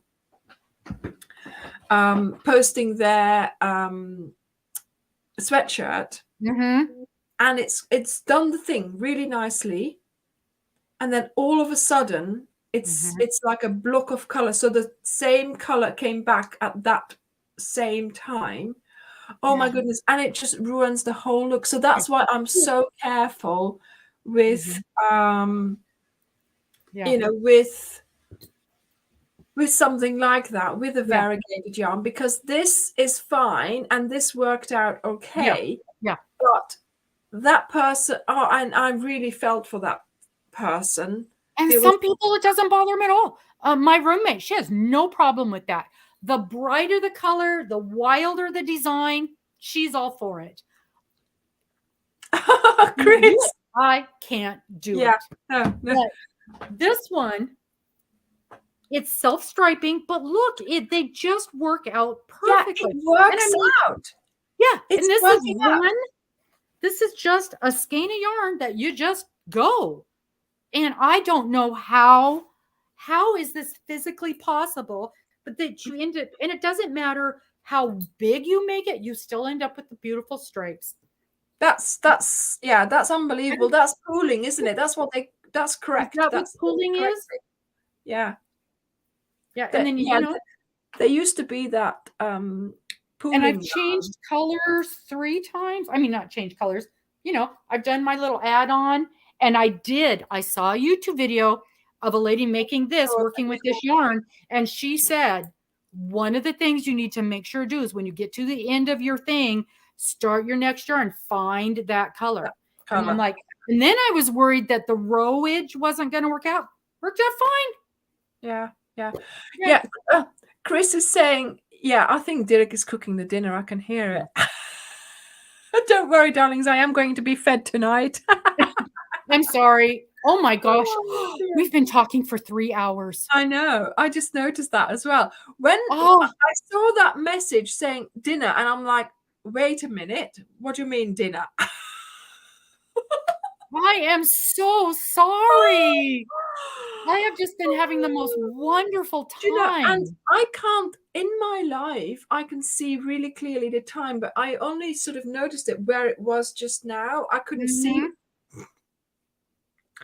Oh my goodness. And some people been here for all Oh, that time? yes. Yes. There's been a handful of my guests like you where we have just been mesmerized And Glenda was another one. And we talked for 3 hours, and people were there the entire time. Because you're so interesting. That's why this Oh, works. well, no, I mean, I try to add a little bit of, my, what should I call it? My wisdom. But not that I think it's wisdom, or that I Oh, think yes, it it's sort of, is. It absolutely is. I've tried things out. I want to share them because they worked, but I have to admit, my bin gets used. I bin things. Well, I'm not literally bin things, Right, but right. I rip things out. I throw them in the corner. I try things. And this is, Robin, you have got to try things. It's not going to, what have you got to It's lose? just yarn. It's Doesn't work, just tear it out and do it over. And I'm getting much something better like about it. this. It's I'm just gonna make a basket. try it. Once you've made this, I have a video for a huge one that can. Oh, I want a huge one. 15 balls of yarn or something like that. I want one that I can just put my project in while I'm working on it. Yeah. And great stash buster, because but I would say try this size first with just the 3 strands together. When you make a huge one, wind them up first into cakes of 3 strands, and then that will make it. Oh, I don't have it here at my house. At my daughter's house in Texas, I have a Stanwood yarn ball, and I got the one that would do the huge. I can do a pound of yarn at a time if I want to, and that would be perfect for that. I'm going to bring that home. My next trip down, I didn't have enough room in my luggage on my last trip to bring it home with me, so I'm taking an extra suitcase just for that. Yeah, and I have one that's 100 grams. That will just take the amount of a ball. But if I roll them, so I tend to roll them in advance, and then I know I can do 1 or 2 of these a night. So I'll just sit there and crochet and use them up. Yeah, that's what I'm going to do. I'm going to put, and that'll be so much easier than fighting with 3 balls of yarn floating about. Oh, Isn't that a great idea, you guys? You don't want to do that for a big project. This just can be done just for you to try it, but not for a huge project. And so when you're doing that, like that basket, do you just put any 3 yarns, or are you very specific about your colors? These are 2 the same, sort of 2 purples and 1 pink. So, sort of lavender, violet, and then pomegranate or something like that. So but for the, like if you're using just scrap yarn, just put together whichever and see how, just see how they look together. But I do try to get 3 different ones together, because then you can see on the hook if you're missing one. If you, if you're crocheting quickly and you lose one, then you can check. Yeah, I was going to say something. Oh, okay, because I'm color challenged. My Sophie's Universe is one color. It's a beautiful dove gray. And I'll tell you what, more than once, I have wished that I had a different color so I could see the stitch below where I am supposed to be working on something. Would have made it much, much easier. And I'm on row 40, and I keep thinking to myself, I could do a different color. I can make it like almost color block because it's round. So I could do different colors if I wanted to. Yes, you can. Yes, you can. Somebody says it's 4 a.m. where they are. Donna, yeah, where she's in Australia. That's Miss Cheryl. She's in Australia. No, 4 a.m. Oh my goodness. And she does this. She gets up for these things. She plays bingo with us because it's, but she gets up for these sometimes. She doesn't make many of my Tuesday morning lives, but every now and again, when it's somebody special, she does. You know what I always say? I wouldn't be such a good fan to myself as everybody else is. Oh, me either. Me either. I would not be getting up for my sort of, yeah, only for the special ones, said Cheryl. Wow, wonderful. That's so wonderful. Oh my goodness. Yeah, Cheryl is one of my very, very special super fans. We absolutely adore her. Donna says that your ball winder is something special and it's not available in the US. Yeah, just if you just look at what it's like, mine, Mm-hmm. and then I think if you then change your Amazon to the US site, you can find a similar one. Mm-hmm. So do try that, because obviously Amazon US and UK is not the Mm-hmm. same. So Right. if you see which, I mean, a similar brand, I mean, I don't know whether it would be the similar brand, but you can see what the design is like of the actual yarn So winder. yours must be really different than what I'm thinking in my head. No, I think it's just a Oh, Cammie's in Romania. It's 9 o'clock at night there. So it's she's very similar to your time. it's fairly standard, I Oh yeah, think. that looks like a basic yarn winder. Yeah, works just like so. I actually have three. And No, it's I got give all them. those things to attach it to Mhm. the, Yep. to the Yep. side of the table. So Mhm. it is really, it was coincidence. I just bought it, and this seemed to work. So that's why Mhm. I Yeah, put the videos that out. looks like So a basic yarn winder. yeah, There yeah. is a company, and I cannot remember the name. And I just said my yarn winder was Stanwood, and it is not. I was looking at the Stanwoods, and then I found the one that I found from watching YouTube videos, and it specifically does the bigger balls. And I knew that at that time, I didn't buy a lot of specialty yarn, but there were so many times when I saw them even winding up 100 grand hank and it would barely fit. And I'm like, I don't want to be fighting with it. And so this one will do up to a full Yeah. pound of yarn. I didn't know there were sizes. Yeah, I didn't This until I one started was, researching it. But the company that I bought mine from, and when I bring my home, I will do a video on it because it's really cool. AJ, I can't remember the company name. I'm terrible. You guys know I'm terrible with names. But the company is out of Oregon and they're handmade. It wasn't cheap, but it was on sale. And I want to say it was in the neighborhood of $60. So not outside the range of any good, I think the Stanwoods were 50 on Lovecraft site. Yes, it's wood, and it got the reviews were phenomenal, and it's got a lifetime warranty. They also make the Swifts, and they make a couple of other things, and they also have a video on how to actually use it. And so I fell in love with that thing, and I ordered it. I think when I got it, it was like I don't think it was Black Friday, but I got 10% off or something like that.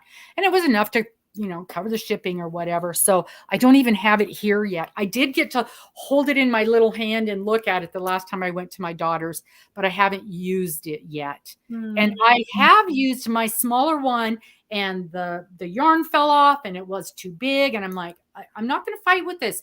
I'll use it for scrap yarn. I'll use it for making small balls out of things. oh, but I hold my yarn so it's tensioned before it, and then I wind it, and that Yep. helps to make your ball smaller. Right. And it doesn't come. Yeah, it's been okay. It doesn't come off. It doesn't. Yeah. Well, and I'm as typical. I'm sure it's operator error, but I will. I'm interested. Oh, that operator error. That just. Mm-hmm. Yeah. Most time things go wrong. It's operator error. That's a good one. Oh my goodness. I think I'm getting quite. That took a long time for it to go through. The poor thing is addlepated. I've got her starved to death. I've got her chained to that desk there. Miss Anya. Oh my goodness. Yes, I think I'm going to have to go and say goodnight. And somebody in the kitchen is very hungry. He started cooking.